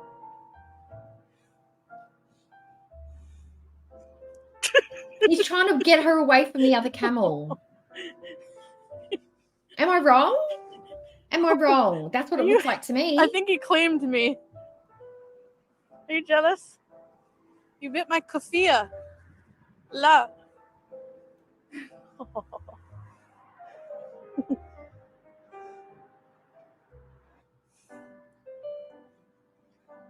They're like cats. They like to be pet. They love love. No. As far as all the reading that I've done, camels are notoriously fickle, cantankerous, unpredictable, ill-mannered. You can get some that are like trained well. They're usually very much just like their trainers. That's pretty much it. They don't like to be touched a lot. They don't like to be touched by strangers. They're very wary of strangers. She's absolutely not right at all. They're tolerant to this point, but she's been so lucky so far. A camel is one of the last animals that I would approach without somebody who was familiar with them around me. And I really like them. I really like camels, but no, they're bigger than horses. And horses, I wouldn't even go up to a random horse that I don't know is safe. A camel is bigger, heavier, and more powerful than even a horse. Like fucking Jesus Christ. Hi.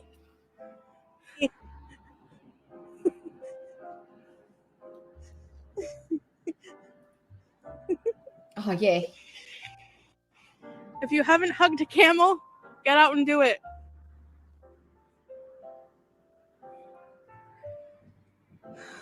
Okay. Get her. Hi. Do it. Ow.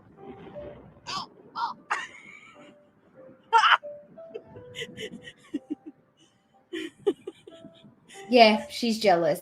Yeah. I would 100%. I would 100% agree with that, Danger Otter. They seem to be pretty cognizant and not like dumb animals. Just like they seem to know. How does she not see that this camel doesn't want her anywhere near this other camel? Aw. Camel bees. I gotta go. I gotta go. You're the sweetest camel.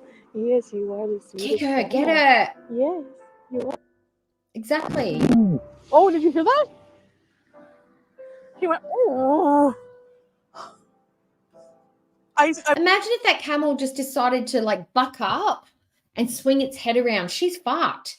She's going to go backwards. She's probably going to hit her head. She's going to lose balance. And then if it wanted to stomp on her chest or body, because that's what they do, they trample you, she's done. She's an idiot. I whispered in his ear. I said, you are the sweetest camel. And he went, oh. He's probably like, I don't like that in my ear.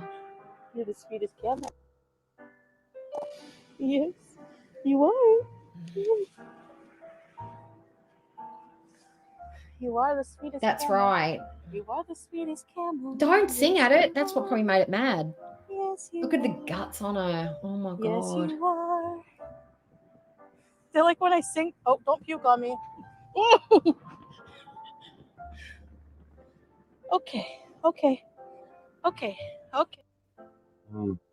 Good. Oh, he kicked me. Oh my God.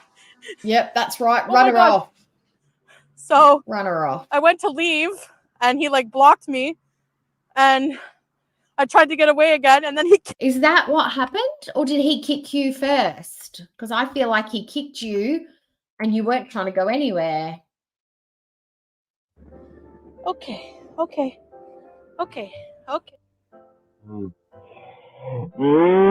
he kicked me. Oh my God. Oh my God. So I went to leave and he like blocked me and I tried to get away again and then he kicked me. She's delusional. She is out of her mind. That camel, everything about that interaction was telling me that camel was merely tolerating her and it had just had enough. It's time for you to go. You are making me extremely uncomfortable. Piss off. He kicked me on my leg. It didn't hurt, but it was like, get out of here then.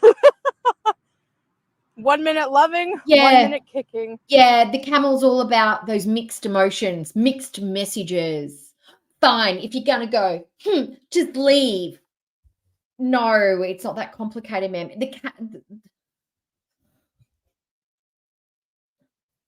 She's so stupid. The camel was annoyed and upset that she was leaving, so it decided to kick her to be like, fine. If you're going to be like that, just go. No, ma'am, that's just the men in your life. That's the thing with camels. They're still wonderful creatures. Okay, so as you can see. Yeah, that's I was going to say, Enola, that noise was probably like, oh, that hurt my eardrum. I don't like you talking directly into my ears like that. Imagine how sensitive a camel's ears would be. They are an outside animal that's large, that lives in a country with some large predators. It would have to have pretty sensitive hearing to be able to survive, to be able to hear each other from long distances, to be able to hear things coming and going, to hear the birds, to hear people talking, to hear each other. So for you to walk up to it and be like, in its ear, that was probably hurt it. You don't walk up to a dog and scream in its ear. You don't walk up to a cat and talk loudly in its ear. You don't do that to animals because they have super hypersensitive hearing. I can't wait for the day that one spits in her face. I can't wait. See, I'm standing up, getting some vitamin D, healing sunlight, and feels good moving around, you know. Does it? So you look super jazzed to be outside in the heat. Stretch my body, move my legs, walk around a bit. Yeah.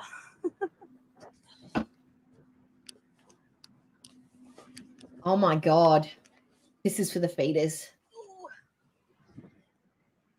lifting Oh my leg God, her into the car hurts thighs. so bad. Oh, Oh, she's so uncomfortable. yeah. Oh, Here I no was thanks. listening to Feel by Robbie Williams, one of my favorite songs.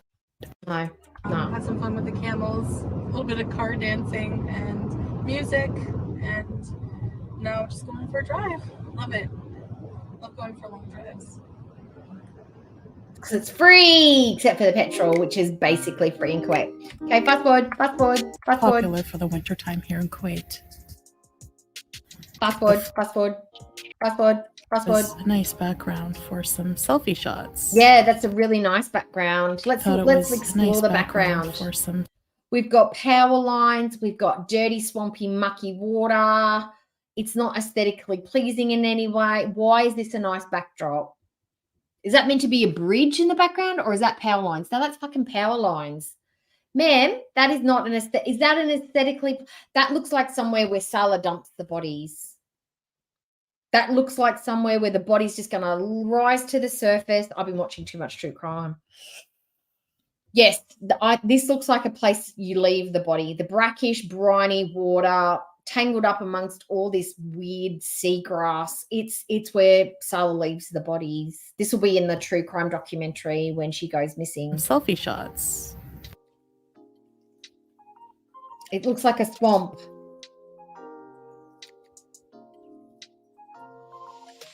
Oh, I just want to feel real love. Someone, something, to something belong to. Wow. That should be, that's all right. Let's write that down. We've got the slug as our mascot, and that could be our intro song, Feel by Robbie Williams. Maybe we could look for an instrumental so we don't get copyrighted. We'll do something with that. We'll store that. We'll bank that bit of information because that's very telling. No, camels are are they? I think they have plants because they need all the liquids. Are camels omnivores? That means they eat bits of both. Let's see. Camels don't usually eat meat. They're herbivores and prefer to eat plants. However, they will occasionally eat meat if no vegetation is available. Shit. Don't go into the desert anymore smelling like pepperoni there, foodie. You are asking for an Eaton's.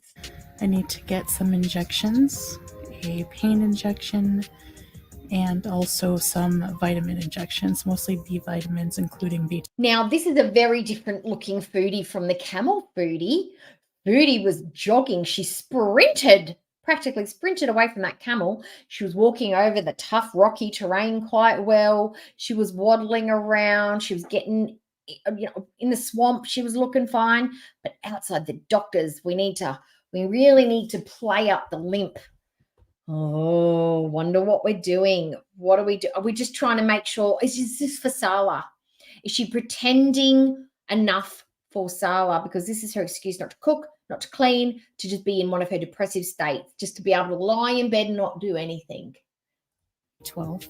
Oh, the other thing is she did mention, was it today or yesterday in one of the lives, that she's now able to get her vitamins, her all-important nerve treating injections that are normally injected into the site for the nerve damage. She can now take it in pill form.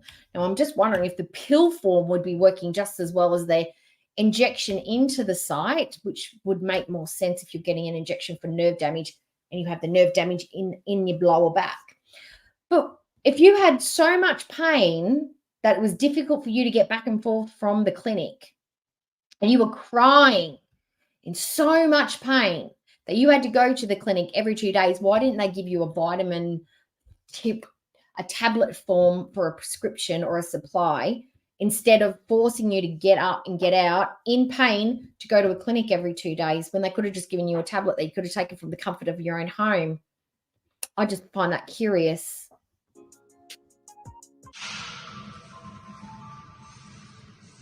Oh, bison are massive, but they look really cute and fluffy. This is not the foodie we saw in the camel desert.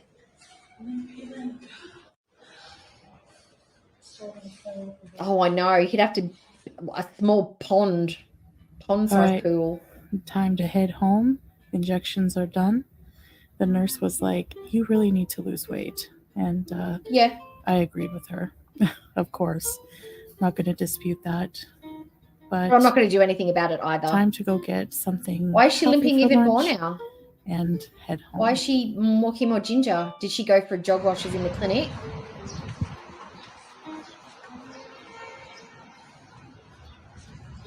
This is telling me the way she's getting up here, if this is genuine, this is telling me she has a lower back issue, not a sciatic issue, because that would be hella bad for her back. Or maybe it could just be that she's out of shape and hot and bored and over it, and she used up her energy tank. It's because she's going uphill. All right, I'm just gonna have some chicken breast and some fattoush salad and some hummus. I'm not gonna. Ma'am, that's not chicken breast. That's an entire chicken sitting right there. Just gonna have some chicken breast. That's an entire chicken. Is that not a chicken breast, a chicken leg, a chicken wing, and there's two of them? It's just been cut down the middle. That is an entire chicken right there. And you've already eaten some of the fries. So there was even more fries. Unless you gave half the salad.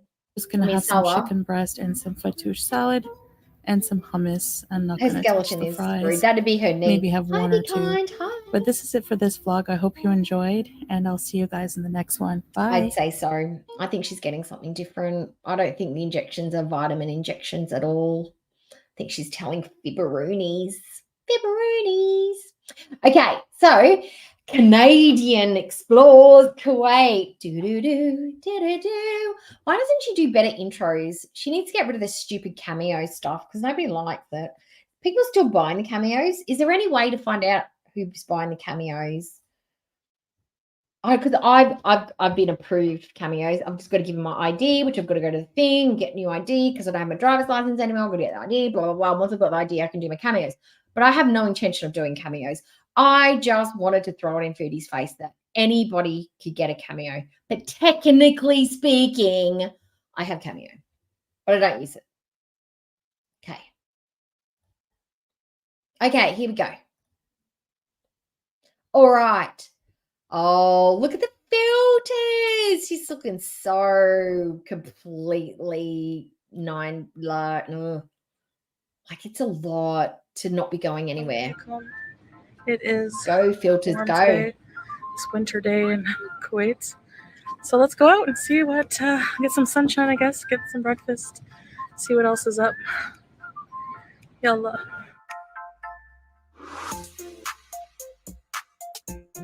If she needed insulin, couldn't they give her one of those injector pens? But then again, her stomach mass is so big. Would those insulin injections like work? Is it absorbed through fat, or would she need to do it into her butt? Would she need to do it where there's less fat on her body? And where would that be? I mean, the skinniest part of her body is her finger, and her finger's still pretty fat. I don't think that would work because there's not enough muscle.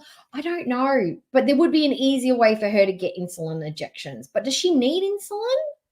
Is that what type 2? I don't know enough about type 2 diabetes, but there is something absolutely hinky about those injections for sure. Oh, okay. All right, guys, we're going to pick up some breakfast / lunch here. There's a lot of these little restaurants here in Kuwait. They sell like fatire, they sell pizza, they sell falafel, they sell shawarma, they sell all kinds of things. So we're going to grab a few things. I'll show you what we get. Before we hit the road, we're going to go for a long drive. I always love long drives, as I've always said. So, yalla. A Sammy. Hey? Isn't that what the British people call them? So we came to Wafra here in Kuwait to check out Dar Sheikha Farms. Wafra is an area of Kuwait known for its farms. Okay. But we first came across this abandoned school that we decided to check out, being that we both love exploring abandoned places. Okay.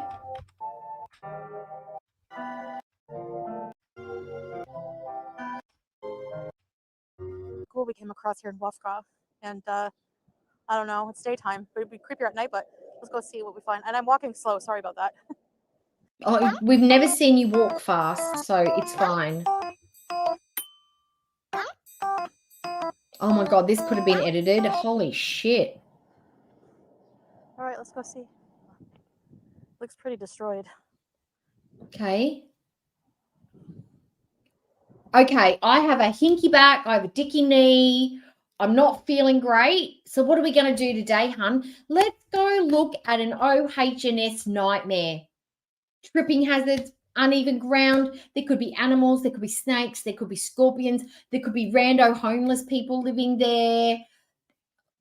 It could be government land. We could be breaking the law. But this is private property. But let's just go do what we want. Let's just go explore. There's like piles of sand. Exactly. Who said it? Blue Daisy. No one who actually has back problems likes long drives.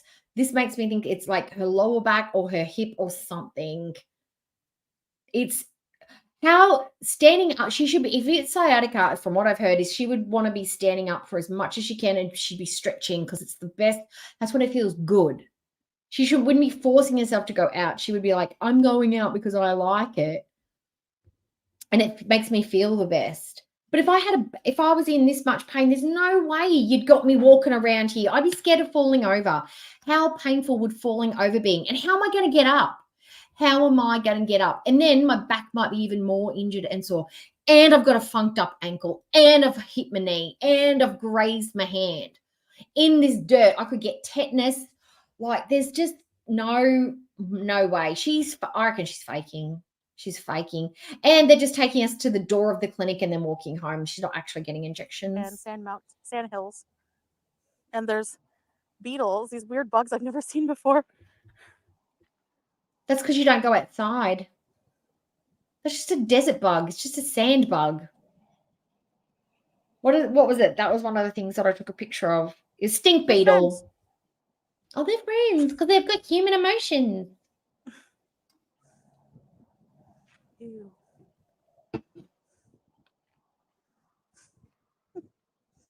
So unfortunately, I can't do too many adventurous things because of my leg right now is injured. But so what was your excuse for not doing adventurous things when you didn't have a fucked hip and a fucked back? You sat at home and ate your way to 400 and whatever pounds. What was the reason before you got injured for not doing these things? classrooms are full of sand. It's because it's from the desert. It's in a desert where they probably have sandstorms. I'm sure I can find out for you guys. If I do, I'll insert somewhere. Yeah, sure. So from what I could find, the school was most likely abandoned during the Gulf War, but more about that a bit later.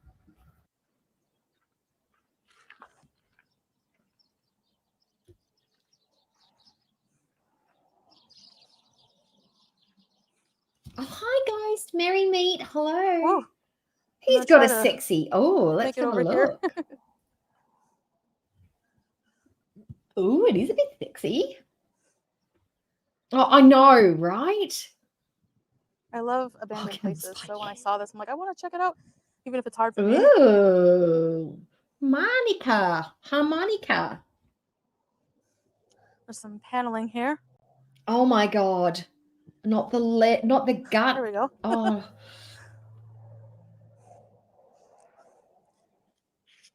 Oh, put your hand in it. Put your hand in there. That doesn't look dangerous. Do it. Abandoned shelves. Oh. Next week, they're going to have a new set of shelves in the apartment with trinkets and pots and pans and stuff on it. What's the bet? Sala is scoping the place out for new furniture pieces. You're just going to wash it down, give it a good wipe down, put it in the apartment and call it shelves for my love, for my baby, for my wife. We're going to see those shelves in the apartment next week, I bet. She would break. She would, something would break. You've got to think of physics, Doohickey. I know she looks rubbery. I know she looks bouncy, but the reality is that she's 400 pounds crashing towards the ground with whatever velocity has hit her.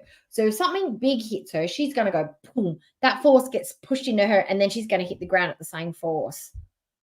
400 pounds times whatever inertia is, that's nearly probably 1,000 pounds of force landing on her knee or her leg or her ankle. She's going to fucking snap something. Yeah, they're all friendly. They have friends. It's not like any of this would be great homes for, spiders, snakes, centipedes, scorpions. They're like little holes, little safe places to hide. Nothing like that. Like, yeah, great. Would you guys do this if you were in Australia, knowing what kind of snakes and spiders we got? Would you be poking around places like this in the bush, in the wilderness? If you came across an abandoned building in Australia with all little things where spiders and snakes can tuck themselves away, would you go bashing around in there? I don't think you would. Kuwait's the same. Kuwait still has poisonous animals and snakes. And they're not very outdoorsy people. Hell, she doesn't even know about sea snakes. She thought she could find them in the desert.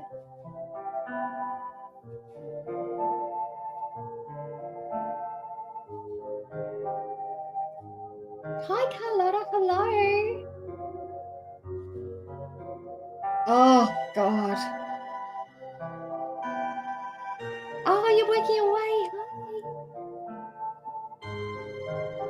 Yes, that's what I thought, Sue Ellen. Nobody's taken the chances of that in Australia, right? Oh, it looks like they must have had like a greenhouse or something. Jamaica crater.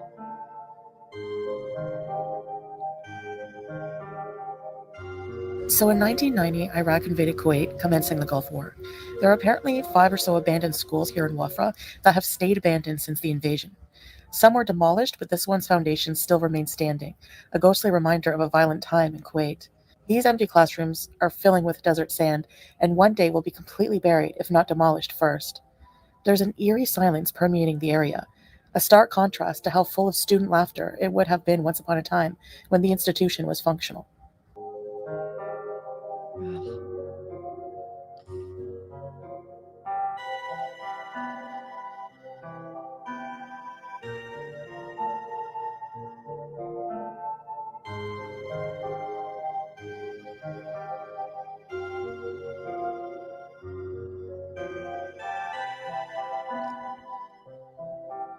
I'm sorry, but this is not giving me creepy vibes. I'm not creeped out by this. I'm kind of sad because it's like a school, and you can imagine the laughter of kids running around, and then the school was closed because of a violent conflict, the war. But I'm not getting creepy vibes at all. So I don't know why we're getting creepy. Like, it's bright daylight, the rooms are open, there's no weird wind whistling around. Like, it's not giving me creepy vibes at all. I'm just waiting for some kind of snake to jump out at them. Look at all the sunlight. It's not creepy.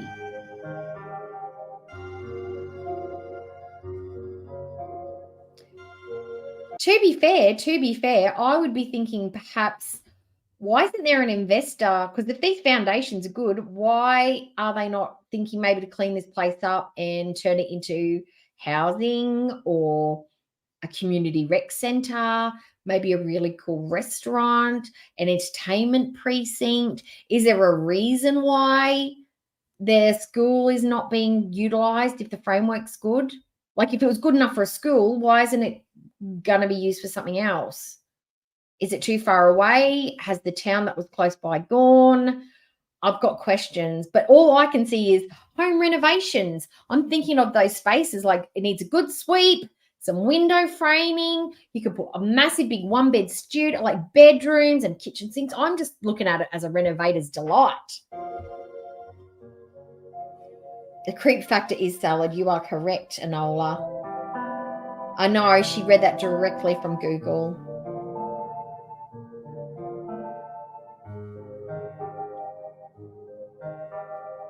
Is that Final Fantasy? I don't know what Final. I've never seen Final Fantasies. Yeah. Okay, we get it. There's rooms and they're all dilapidated. We get it. We get it. I'm fast forwarding, guys, because it's hella boring. It's just like, it could be interesting, but they're just boring it up. Okay, go. Oh yeah, show us the toilet. Of course, Darla would show us the toilet. That was the highlight of his trip.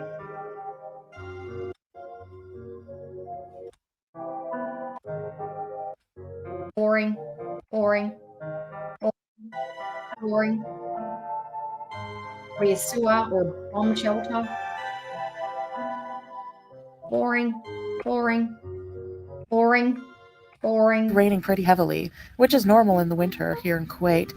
So we decided to head home because the farm is an outdoor activity, and we didn't. Did you see all the rooms and the spaces? They were already cornered off. You could make it into a backpackers retreat. You could make it into a spa.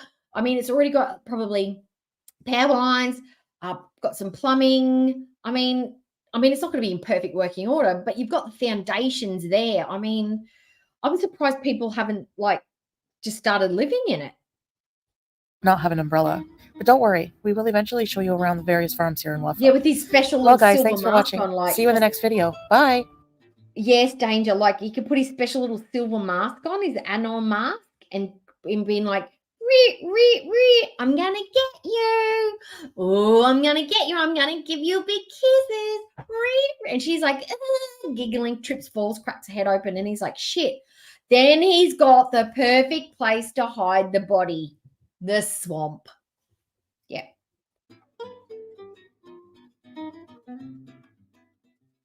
Oh my God. And all you need to go armed with to defend yourself against Thala is your wits. He's no match for it. Okay, so we've done Foodie. I'm not doing her lives because her lives are absolute fucking bullshit. They're so boring. It's literally her just talking to people and eating. And we're not doing the mukbangs because there's nothing to see here. However, what I am going to show you is Laura Luke said, go and look up, what was the name of it? I think it was Emily and Sluggo. It was a cartoon from the 1930s that was made up until the 1950s. And I'm like, oh, what's this about? And at first I didn't get it. And then I got it. Now I'm going to show you the little picture. Oh, if I can. Yes, I can. Get rid of you. Okay. Now, move to the center. That's perfect. Yep. Okay.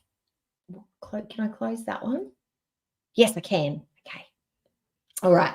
So I'm going to show you the picture that I pulled. There's a bunch of different pictures, but this is the one that I wanted to show you. I wanted to talk it through because I did say, it doesn't want to show. No? Oh, there. That's the one I want to show. Okay. This one. Okay. So this is Sluggo, and I think it's called Sluggo and Emily. She's got a name. I can't remember it.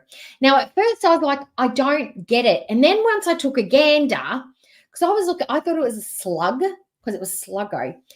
But now I'm like, yeah, that looks kind of like Foodie. I get it. And I picked the one where she's eating ice cream because I feel like if Chantal was this character, that's what she would be doing. And then I took a little swift gander to the right and I'm like, fuck it, that looks like Foodie too. Sluggo also looks like Foodie pre-hijab. Now, the dynamics of these two together is that she's a well-to-do little lady and Sluggo is her impoverished little mate. The little rich girl has made friends with her well-intentioned little povo mate, and she would go and buy him ice creams and they'd hang out together. He had a little bit of a rougher background because he's from the streets, you know. He's a little boy that used to run the streets, but she used to use her money to buy his friendship, and he was the bad boy who was taking advantage of the fact that she would give him treats and time. I was like, wow, that was deeper than I anticipated it to be. I thought it was literally she just looked like Chantal. But then I was like, no, that looks like Chantal too. And then I found out about the cartoon and its background. And I'm like, oh my God, it's totally true. Excellent work, Laura. Excellent work. It's called, I'll put it in the thing. It's called, I think it's called Emily and Sluggo. This is Sluggo. But yeah, thought that was very deep. So our girls are deep. They are a plethora of deepness. Wow. Okay. So you're like, but Doe, what are we doing now?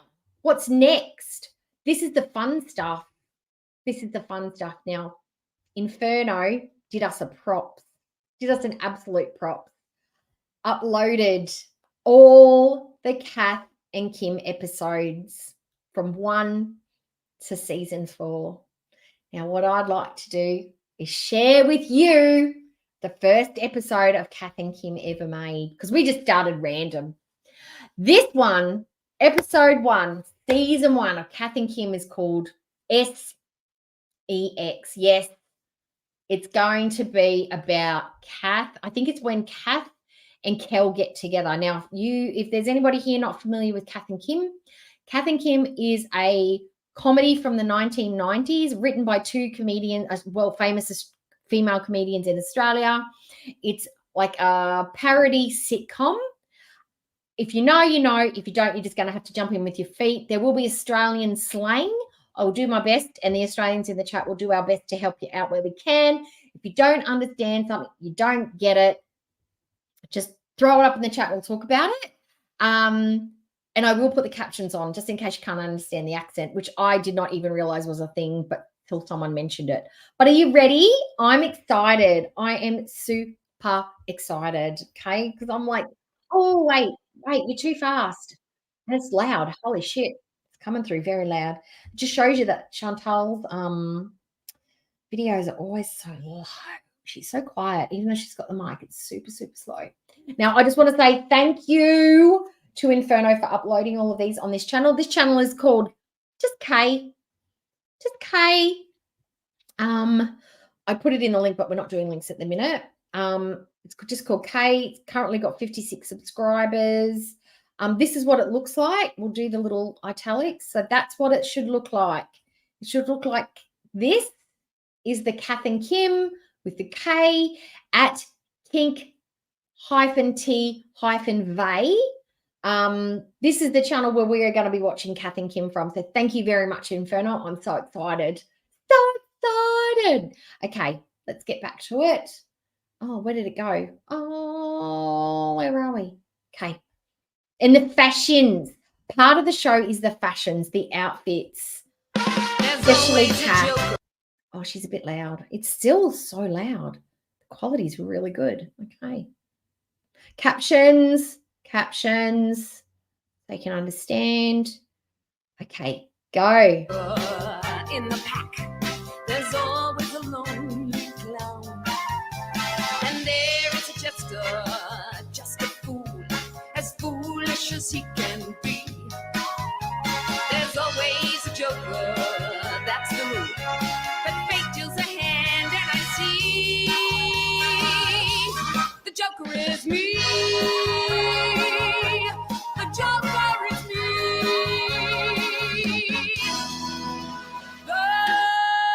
joker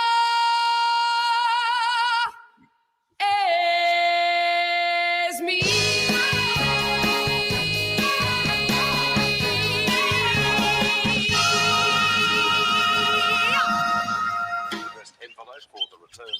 Oh, Bert. Oh, my God. That was Bert Newton. Bert Newton. Oh, my goodness. He was like I want to say Matt Lowry, but not gropey.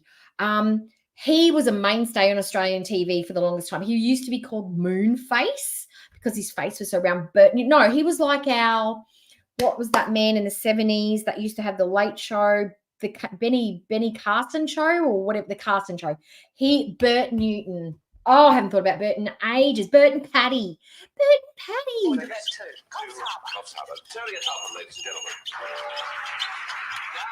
Oh, yeah. Hello? Oh, hi, Kel. Yeah, tonight. Dominga, 6:30. Yeah, okay. Can't wait. Yeah, me too, you great hunk of spunk. Oh, hang on a minute, Kel. What's she doing here? Sorry, Kel, hang on. The Walk. You got to watch The Walk. Kim! What are you doing here, Cracker Sparrows? I've left Brett. Oh, again. Sorry, Kel, I've got to go. Kim's here. Crisis.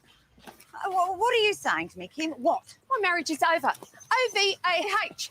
Over. Oh, again. That's what you said last week, Kim, and the week before. Really? You're the girl who cried wolf, Kim. Look at me, Mum. I'm a wreck. Yes, you are. You've really stacked on the weight. Oh, thank you, Mum. Thank you for mentioning my weight. At least. In this my hour of need. And what are all the bags for? Oh, hello. I've left him. I'm moving back home. Oh, Kim, you've only been married 2 months. Have we watched this one? I feel like we've watched this one. I think we've watched this one, haven't we? Oh, we have watched this one. All right, let's watch episode 2. We'll do it. I've forgotten we'd watched this one. I must have just hit it by accident. Let's watch ep 2 because we've already seen this one. We've already seen this one. Oh, go back. Okay. Ep 2, ep 2, ep 2, ep 2. Oh, I think we've watched this one too, haven't we? No, we haven't watched this one. Or have we? Did we watch the golf one? Did we watch the golf one when she played golf? No, I don't think we've watched this one. This one's called... Oh, I think we did watch Gay. Let me fast forward. I don't want to replay ones we've already watched. Oh, we have watched this one. We have watched this one. Okay. Oh, I'll just go through until I know we haven't watched an episode. Oh, I didn't realize we'd gone through so many. We've watched that one. This one. Fat. We have watched the fat one. Old. Money. I don't think we've watched Money. Have we watched Money? I don't think we have. Fast forward through this bit because we've seen that one. Okay. I don't think we've watched it.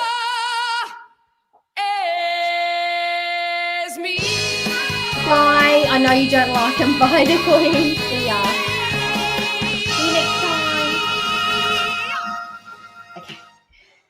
Yes, I know I said today, Brian, but if you can just Oh, give we me watched another this one as 24 well. hours, I'll have the We money. must have been watching them in Yes, Kat. order. We must have been watching them in order. Oh, I can't. I didn't realize we'd been watching them in order. Okay. I don't like rewatching stuff. So we must be up to, because we've done the party and we've done the wedding. So we must have been up to season 1. So we've watched all of season 1. So now we've got to watch season 2. So that's where we're up to. Okay. Got it. We're on it. We're on it, guys. You fool. Clown. Let's go. Here we go.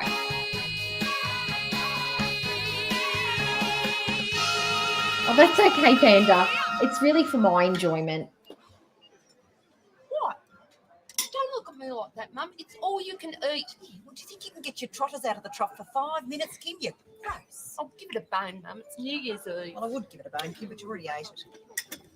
I think we've watched this one as well. Hey, don't have that. That's Kel's sticky date. I didn't realise we'd watched this many episodes, guys. I thought we'd watched maybe 3.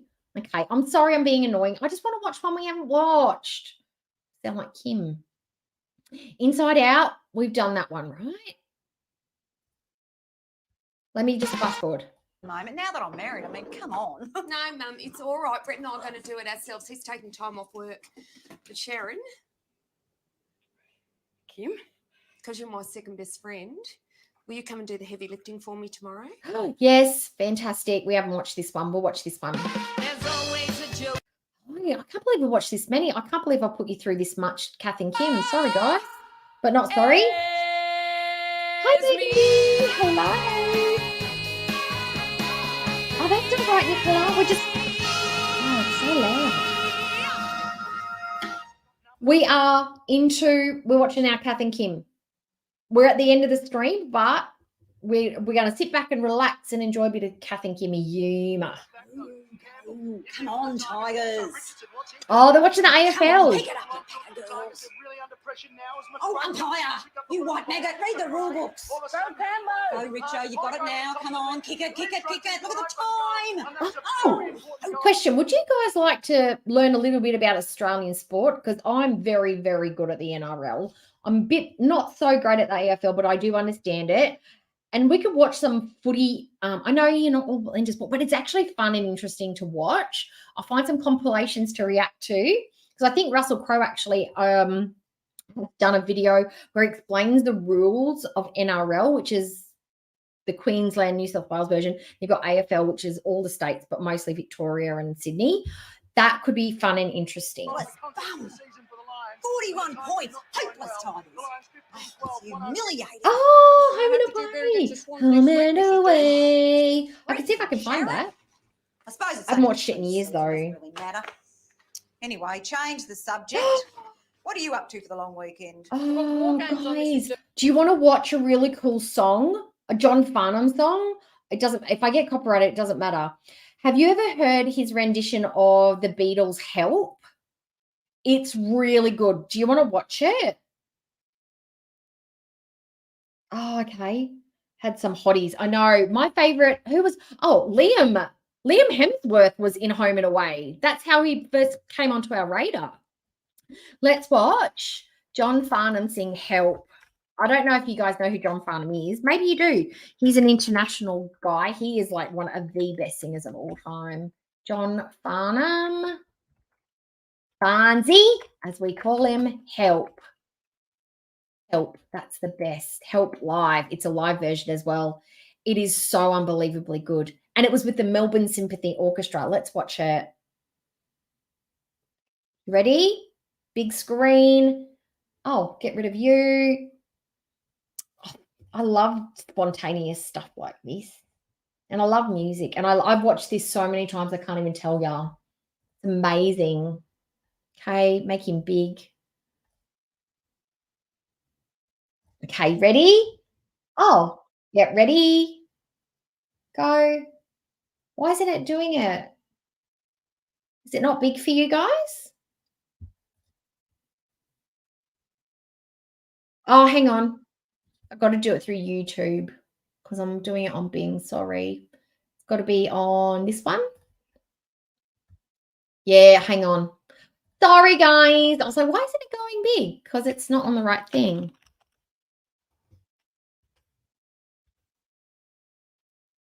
Here we go. John.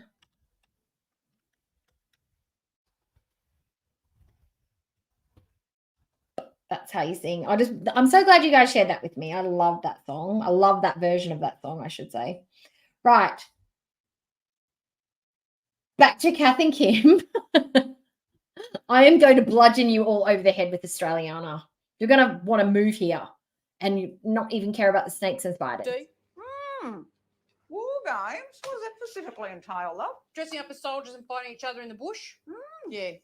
Need to know basis, can't say too much, but it's at Daylesford this year. Daylesford? Oh, that's nice, isn't it, Sharon? Because once you've been killed, you can go shopping. What about you? What are you up to? Oh, up to pussy's bow. I tell you, Sharon, this marriage cake has really got me on the hop. Like, for instance, Saturday night, I'm going to do a huge slap-up meal for Kel because you know how much he likes my chicken feet? Oh, who doesn't, Mrs. D? Yeah, well, I've got Donna Hayes Newy, and so I'm going to do the Chinese egg. Okay, Donna Hayes. Donna Hayes is our, I want to say Martha Stewart, but it's not so much the decoration and stuff, but she is that version for Australian cuisine and cooking and stuff like that. She's self-taught. I think she's got a little bit of education, but yeah, that's Donna Hayes. Every year, Donna Hayes does a Christmas book, like a cookbook, and it's one of the best sellers that you can get. Donna Hayes cookbook. She does great food. Nations menu. It looks to die for. I know. I'll click us back on, Sharon. Unmute the button. Kim, what are you doing back? What haven't you got home to go to? Turn the telly off, Sharon. I've got big news. Oh, the cargo pants. I love No, it. this is important. You're going to die, Sharon. Me? Why? What's happened, Kim? Don't tell me you're having twins. I knew it. No, better than that. What? Well, tonight, Brett picked up on the fact that I was in a foul mood, which, as you know, is not like me. We were watching Changing Rooms when he came out of the blue and said it. What? What I've been waiting to hear for a long time. No. Yes, the artwork. Oh! Yes, we're renovating. Oh, Kimmy, I'm sorry. Kimmy, oh my God. Not only are you and Brett together again, but you're having a baby and you're going to have renovations as well. That'll be so good for you. Oh. I know. I told. That's right. Kim's having a baby. I will not reveal the name or the gender of the baby, but there is a big, massive, like the best ever. I wonder if I think the wedding, there's more. But yes, this is the beginning of the baby. Oh, Brett, the only way our marriage will survive is if we renovate and live in the renovations. While we She do can it mother your ourselves. children. Yes, Okay. very wise. She's Good very girl. delicious. Oh, and what an adventure it is. So exciting when you still haven't finished your renovations and your baby arrives I early. know. It's going to be so good for us. Oh, So This excited. calls for barbecue shapes and a bottle of Baileys. Yeah. Oh. That was sarcasm, I believe. She's like, oh, you're ready. Yeah. What are the two things you don't do? You don't live in a renovation and you don't renovate before you have a baby. They're two things you just do not do. And they're going to do both at the same time. Fantastic. So much to do. I can't believe it. Yeah, Kimmy, because we better put our thinking caps on. I mean, what style are you thinking? I mean, Santa Fe or period? Well, I'm thinking period because it's an old unit built last century, 1998. Yeah, but period's fiddly, love. And look, I don't think I can help you at the moment. Now that I'm married, I mean, come on. No, Mum, it's all right. Brett and I are going to do it ourselves. He's taking time off work. But Sharon, Kim, because you're my second best friend, will you come and do the heavy lifting for me tomorrow? Oh. I can't, Kim. I've got war games on this weekend. Danger Otter, that big bouncy brunette hair, that curvaceous body in a robe at the kitchen sink, just mixing the luxuriously melted chocolate, eating it from a finger, popping it into the oven and just sipping a nice cup of coffee while it bakes. Oh, for surezies. That's like a foodie. Like if you're a guy that's into food, that is food porn. That is literally food porn. Nigella Lawson in a robe making a chocolate cake. But I'll bring you back something really great from Dalesford for the reno. Well, it's for the nursery. I'm doing it all Mambo.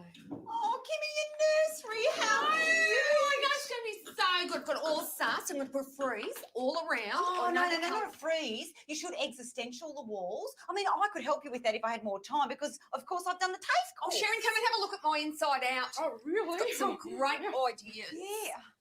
For the nursery. Oh, God, look at the time. Oh, I've got to go and put those recycle bins back in the bin day, girls. Because the cow's going to come and park the day with, and I've got a microwave for lasagna. And pick up that colour. bum, I forgot to pick up Kel's Scotch-guarded bomber from the bloody dry cleaners. When she says, oh, bum, it's what grandmas usually say, or like mums when they're around the kids, we would, instead of saying shit, we'd go, oh, bum. It's such an Australian nana thing to say. The Daewoo. Yeah, I used to drive a Daewoo Navira. Piping hot lasagna. It's my wagon. I love that car. Back in the bin bay. Oh, well, you're not just a pretty face, are you? So, how do you want to do it? Do you want to have tea first, or would you like to have some wine and nibblies to start? Let's have a drink. I need to debrief. Do you, mister? Well, I like what I hear. You sit down. I'll get it. No, Kel, I can get it. You've been working. Come Kel, on. you're tired. Sit. Kel. Well, I could get very used to this. Yes, very used to it. Lift up. He's going to start driving her nuts, I can guarantee it. I still can't figure out what they're driving. I thought we'd do the bathroom shabby chic, Kim. There's aluminium windows in there. It's got to be in keeping. It's got to be Victorian. No way. Why, Brett? Could be Joe. All right. So we're going to rag the walls in the hall? We'll see. Well, I really want eggplant in here. It's going to be so nice. Yuck. But if we're going to renovate, it's got to be give and take, you know. I'll give you take. Excuse me? Well, we're not having eggplant in here. It's too girly. That's fine. I can't believe you, Brett. Kim. I just want eggplant in the vestibule. Is that too much to ask? Yeah, all right. And the hot pink puffs as well.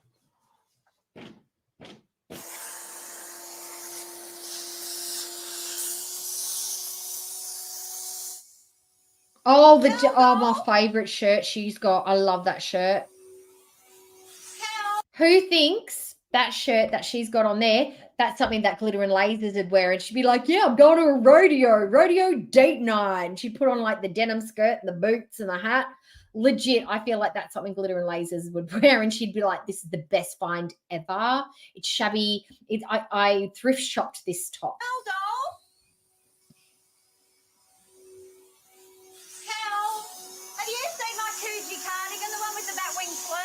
I've got it here. I'm backpacking it. I'm putting all the spare jumpers into storage.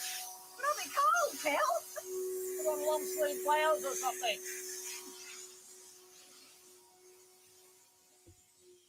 Can you not leave your wet towel on the bed, please? Right, what have I got to do?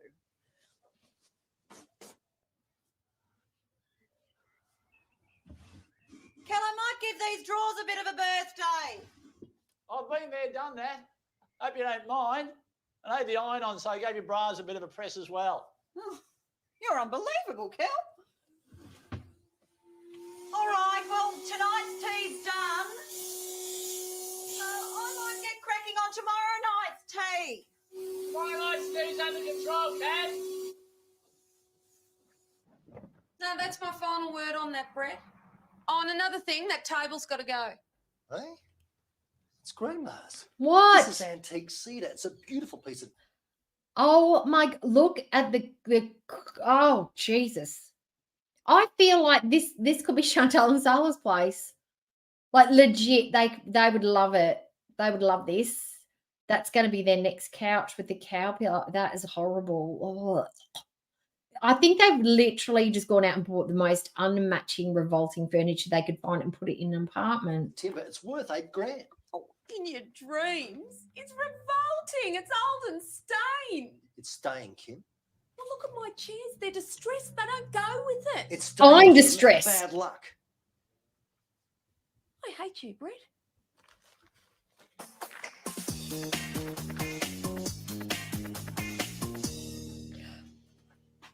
I think the reason that they're doing the matching shirts and that is there used to be a show on TV called Changing Rooms, and there'd be like two teams and they would go into other people's homes and they would redecorate, and they would hope they'd get a brief and they would hopefully decorate it in a way that the people wanted. It's a free makeover, so they don't have to pay for anything. And if they hated it, too bad, too sad. And I think that's what they're trying to play off, like the Changing Room vibe.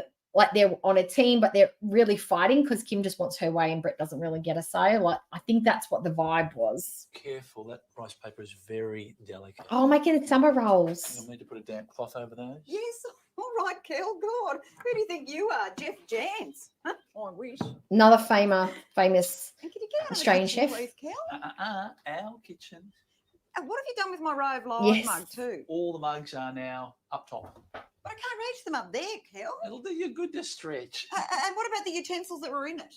In the second drawer in alphabetical order. Please don't go mucking them up. All right? All right. Oh my God. If a man moved into the house that I owned and is my partner and just started putting my clothes away, but if he moved stuff around in the kitchen, oh, divorce. The hide, the audacity, the nerve to come into my kitchen and touch stuff, we would have a conversation. He would be, no, that's rude. That is absolutely 100% rude. Why do you go moving somebody's stuff around in the kitchen without asking them first? And putting stuff up high where you can't reach it, that's rude too. Short asses need to be able to get to the stuff, especially cups. That's a stupid place to put it.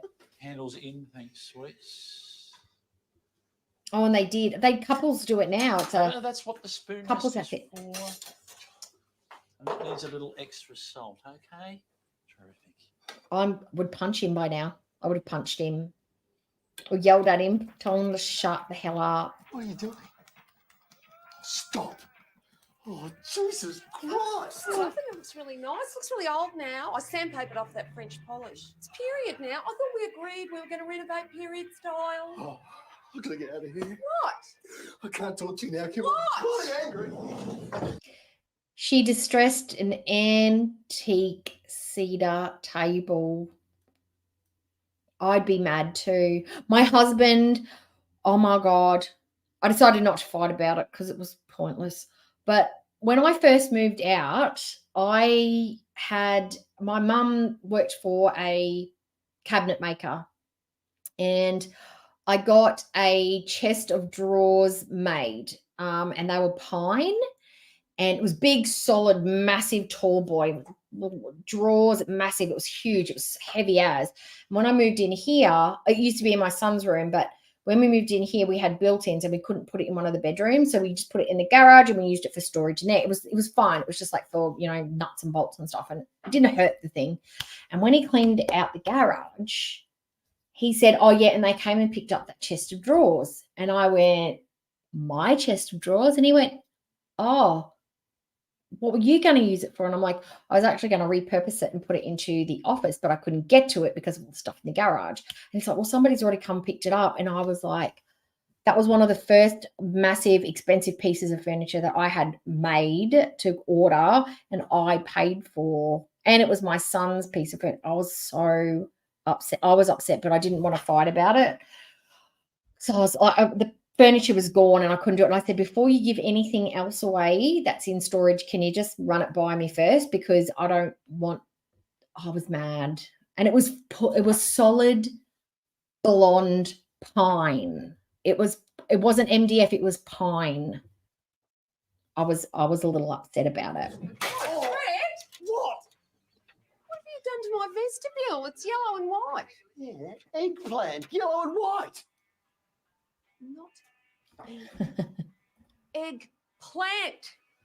Eggplant is purple, you fool! I'm pregnant! I don't do this, Fred! I'm bleeding! Grab him!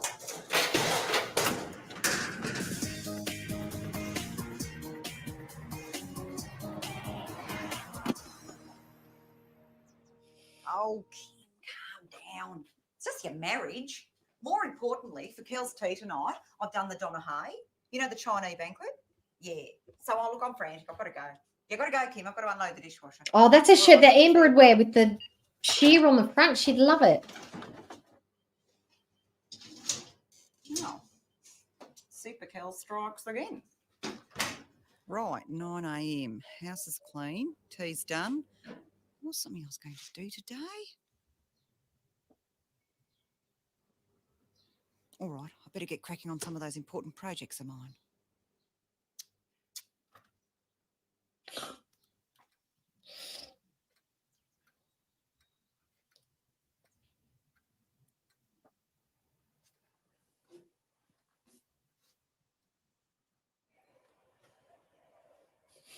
Hi, Kel.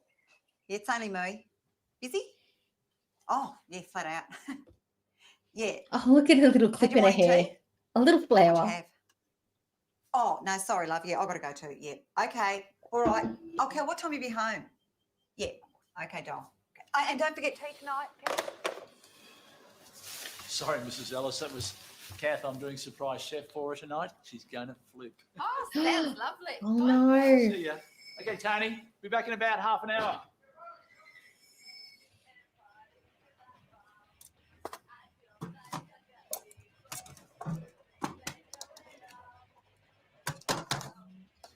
Coming.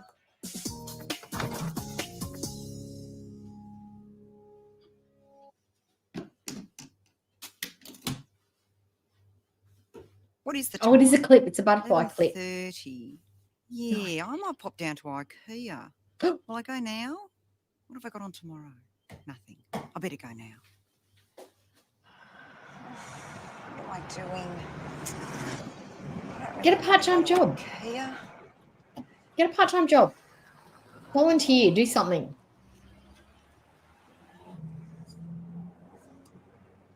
Maybe I should go. Oh, no, won't bother. I know. I'll go and see Kim. Come on, Kim. Please open the door. I'm so sorry. If it means that much to you, look. Oh, look at the wallpaper in the nursery. Oh, come on, Kim. Look, where do you want me to put it? You can stick it, Bumbleina, right on. People. It's only me. Oh, yes. Yes. I am liking this eggplant. Gee, rest of the place a bit of a shambles, isn't it? God, lucky I'm here.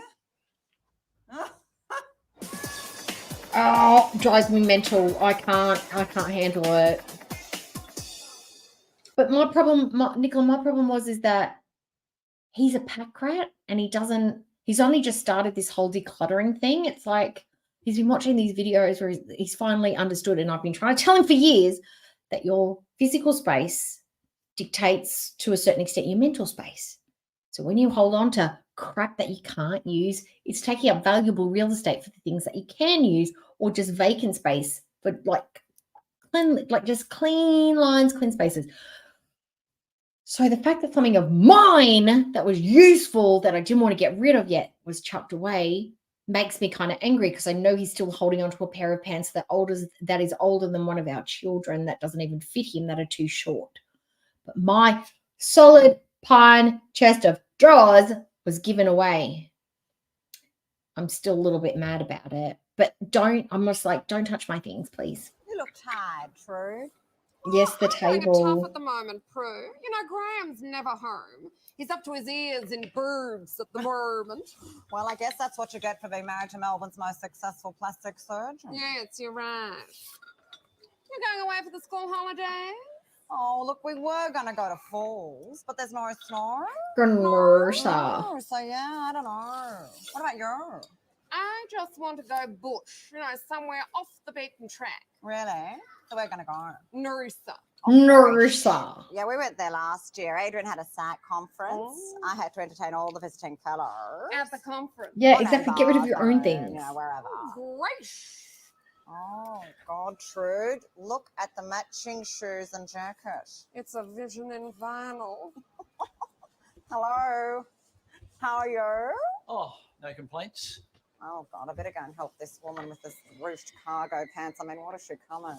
Hi, now can we help you, or you're just happy browsing? I'm looking for a fish kettle. I'm doing cod on the hot rocks for my wife tonight.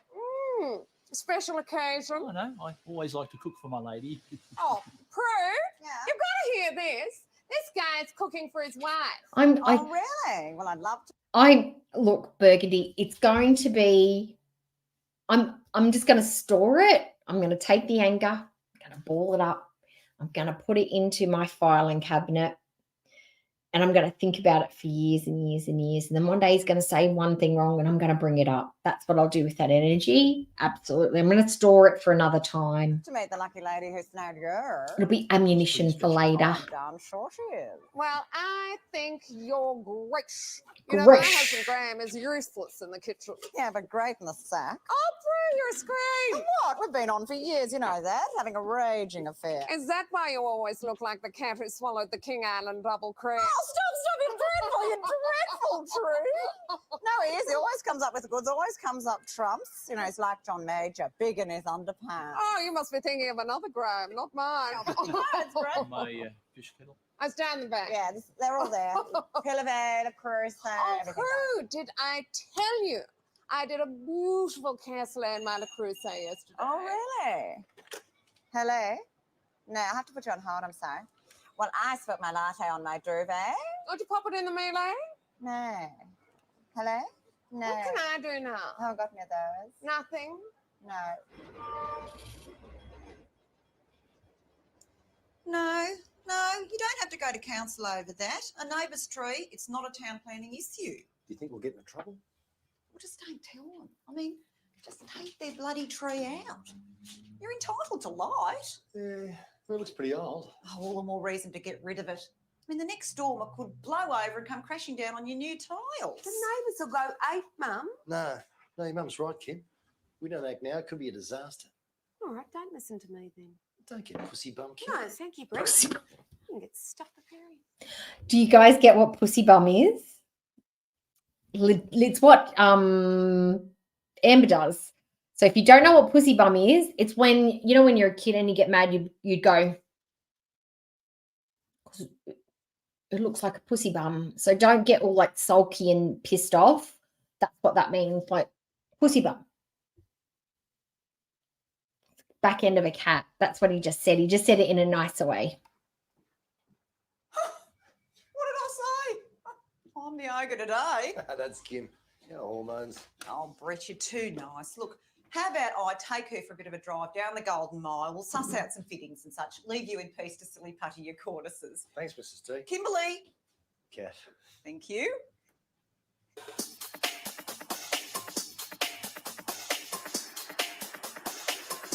are you doing? Why are you parking here? There's parking over there. Yeah, but I don't want to have to pay, Kim. No, it's for free. I don't care. I say that, but then you get your fine in the mail for $100. Haven't you seen any of me this day, Kim? Cameras all around.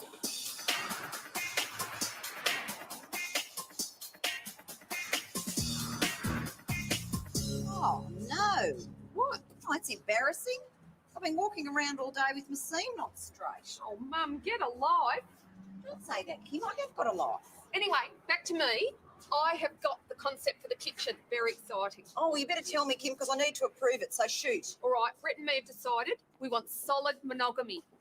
Oh, no, Kim. Monogamy's very old-fashioned. You just need a veneer of monogamy. That's all people care about. Oh, here we are.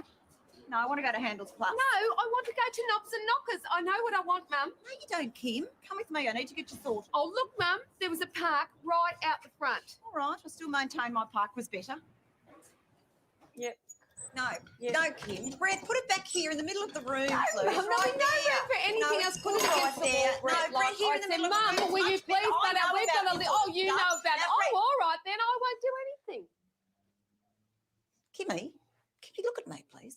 Look at me. Look at me. Now, I've got one word to say to you, Kim. Feng shui. What? Well, if you put your desk against the wall, you've got your back to the door, so your enemies can come in at any time and clock you on the head. Someone's going to clock you in a minute. Was that Kim? Nothing, just said we need a clock by the bed. Oh, yes, I heard. All right, well, I'll be in the kitchen then.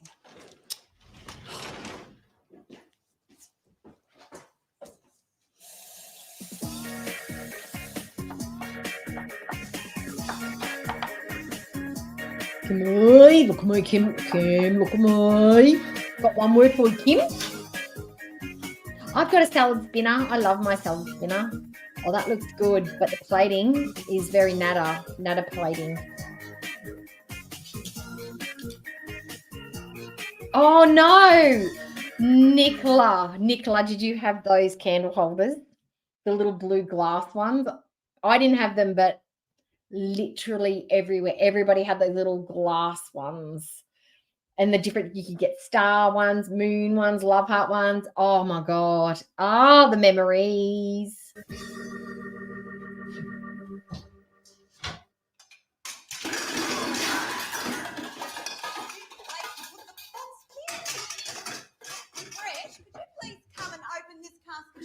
You tell her. She loves you. No way, you tell her. Oh, gosh, she's really getting up my goat. And that can't be good for the baby. Mum, haven't you got a home to go to? What? Brett and me need some spice. Oh, well, I was just about to do some mince for Cujo, but I'll go, Kim. Gosh, I've got a million things to do, actually, yes. No, I'll go. Got to decant the dipping sauce and, yes, goodbye, Brett. Yeah, I'll see you, Kat. Yeah. Bye, Kim. Actually, the yellow and the white and the pink puffs go really nice together. Yeah, remember when you used to be able to buy the coloured toilet paper? I used to be able to get like pale blue as well, I think. Yeah. Don't.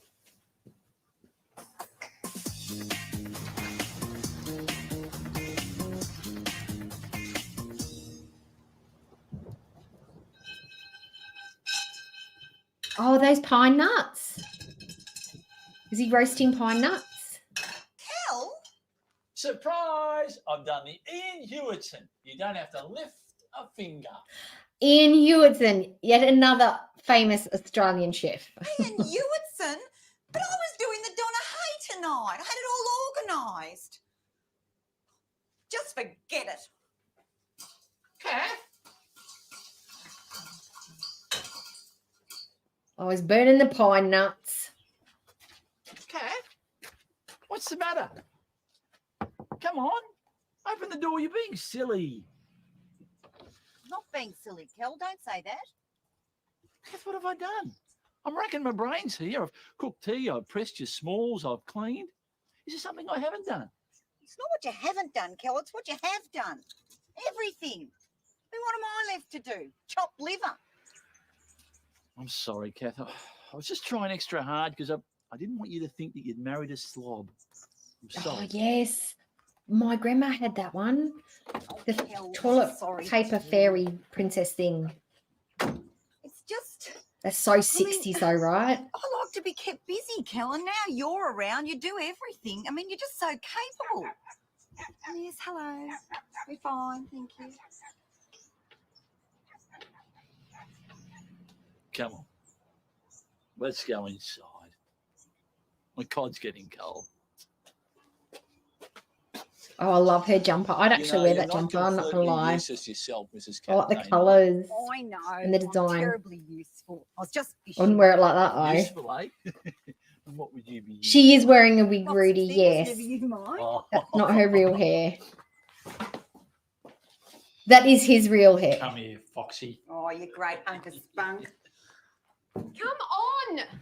Kim, what are you doing here? What's happened? Oh, what am I doing here? I'll tell you what I'm doing here. Brett cut down the tree outside the kitchen. It fell Hi, on the roof and Lisa. now there's a huge hole. Oh, no. What's Yes, that with the for? doll in Is he it. all right? I don't know, hurt his neck or something. What about me? I can't stay there. Oh, Brett, look at you. Put those bags down. Come on. Rudy, she's wearing a wig because I think they want her to portray a certain type of look. Because the lady, the actresses, her hair is very straight and soft, and they want this character to have very tacky, frizzy, overdone hair. It just makes the character a little bit more funny to listen to and watch. I think that's why they've done the wig the way that they have, just to make her look a bit different. Come inside. Oh, get a towel for you. Quick, Kimmy. You made a wig there, a video. Jared. Brett. Oh, he's putting that on. It was not like that at home. Kim, can you please go and get a wheat bag and put it in the microwave? Kel, put those down. Upstairs and get a boomerang pillow from my bedroom, please. Too sweet. Come on. Boomerang pillow, guys. That is the triangular shaped pillow. You know, the one that you put on your bed, you lean up against? We used to call them boomerang pillows because they look like boomerangs. Yeah, it was crazy. Kath was like an 80, 90 odd breeze, like a willy. You don't have to eat it, Kim. It's not very nice. Oh, that was beautiful. Thank you, Kel. Have one of my coal rolls, Kim. They're really nice. Sorry, Brett. Go on with your story. Yeah, so the tree came down and a root snapped off and punctured the water mains, flooded the whole unit. It has to be gutted. Oh, well, that's nice, isn't it? Mum? Well, it means you can do everything properly, you know, from the ground up. Put in your abducted heating. And I so know. forth. Abducted heating. You're right. I think we look at it and go like, yeah, no, we do. We absolutely do that. I know I am that person some days, and my auntie's like that, my uncle's like that. And I think because the stereotypes for us are so innocuous, it's more of our language and our accent and just, I don't know, our culture a little bit, but it's so innocuous. There's nothing really, it is just funny and stupid and weird. Like, I wish they did more bogan stuff, but what was that real bogan one that was on the ABC? Is it called Fat Pizza? That had Rebel Wilson in it. That was one of her first TV shows. That was like full bogan. That was, yeah, I never used to really watch it a lot, but I know that Rebel Wilson was in it. Yes, it's nice. It is nice. It's different. It's unusual. Hi, everyone. Oh, right. I think a lot of people still have them I now. was captured in the first 5 minutes, so I was tied up. Perms were big at that time. They Get my were. present? Kim, I was being captured and tortured. I couldn't get to the shops. Oh, don't worry about me. Selfish. Yeah. Oh, Sharon. Actually, it wasn't as much fun as I thought it would be, Mrs. D, so I came home early. How about I run a nice spa for you, Sharon? And I'll make up the fold out for you two in the good room. Excuse me. I think I would like to make up the fold out if you don't mind. Sorry, Kath, your call. Yes, got to watch you. Kim, are you going to eat that? The upper middle bogan. That's correct. Oh, yeah. You get surprisingly hungry, actually, when you're tied up. No, Sharon, don't. It's not very nice. I've got 2 ham and 2 pressed chicken. Do you want to take this to 2? Kel and I have ironed out our little niggles. Communication is the key. Oh, look at each I have to other. say, we're right in sync with each other now. It's all about tolerance. You go and get ready. If we're behind the never mind. Oh, she's going to watch the Tigers. We know we're from Tigerland. The Tigers, yellow and black, are we from Come on, Kel. We don't want to miss our first footy match together, doll. No, each to their own. That's what I say. Oh, no. He's a Sydney Swan supporter. I forgot.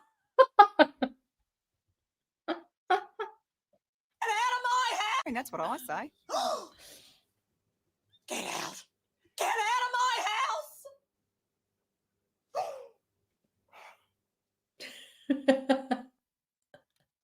Oh, that is the right response, though. We thrashed them and now he's inside sulking. I mean, I knew we would. Yeah, those. That was another one. Yeah, After I got yes. over my initial shock and horror. I reckon you should get a pool out here, Mum. You know, you got the space. No. I don't like getting my hair wet, Kim. Goes all frizzy. Oh, this olive's stuffed. I'll throw it away. It goes Now, off with tell me, you. Kim, I am fascinated to know what happened with the tile guy you got because he was so cheap. I couldn't believe it. Oh, well, you get what you pay for. He was always asking for coffees. I mean, how many coffees are you meant to give them? One in the morning or one at every break? I mean, it's really hard. Oh, Kim, read between the lines. It's just the human contact he craves. I mean, the poor guy's probably lonely stuck up there on the roof all day. I'll tell you what, though, I am loving myself sick in my new look unit. I've got such good taste. Who still uses that? Because I still say that. I am loving myself sick in this outfit. I say that all the time. Loving myself sick. Tickets. Speaking of that, do you want to come and see Hair with me? Hold on. Because I love David Atkins. Oh, I enjoyed that one. I like it. That was fun. I'm glad to be finished with that. That's so good. So good. Well, thank you guys for hanging out with me today. I am back. I'm going to try and do back my old schedule where I'm doing like every other day. It just sort of depends how I go, but I'm going to try and make it like, I just got to figure out, because when I get home from work, I'm dead on my feet. I'm not even cooking dinner or anything. I'm literally just having a sandwich and going to bed. I'm that tired at the end of the day. But I'm going to try and figure out what I can do. I don't want to have caffeine because they say avoid caffeine and blah, blah, blah, blah, blah. I'm going to try and do something every other day. So just, keep an eye out for me. I'll try and schedule them a couple of hours before. And my other plan is that if I get home and I'm too tired, I'll go to have a sleep.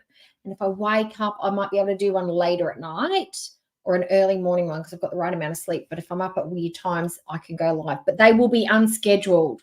So it might be a good idea if you're awake to hit the bell so you get the notification, because it might just be a quick an hour or half an hour notification. It won't be well ahead of time because it'll be a bit more spontaneous. Spontaneous ones are probably going to be my best plan going forward rather than trying to plan them, because until I get back to my normal self, I don't know where I'm going to be energy-wise. So hit the notification bell. And I will try not to do too many community tabs, because the more community tabs I do, the less chance you're going to get the notification. That's the truth. But I hope you enjoy the smug slug little picture that I sent out. I might start using that as like a little watermark or something because I think it's quite fun. Thanks for hanging out. Thanks for watching, John. Thanks for watching, Kim. And going forward, I am going to be doing more glitters and lasers. But I think when we watch it together, it's way better than watching it by yourself, because I love breaking it down. And please, if you have suggestions for other fashiony people that you want to watch, other lolly cows, let me know. I may not take all suggestions, but I will at least look at them, look into them, and see if they're suitable for all of us combined. Not just me, but for all of you as well. But thank you. And Deb, I will get in contact with you somehow, Dar. We'll figure this out so I can get you that cup and the weighted belt, hula hoop belt. Thanks, everyone, for coming. And for those of you who stayed to watch Kim with me, Kath and Kim, thank you. I appreciate you. Have a good night, everybody. Bye.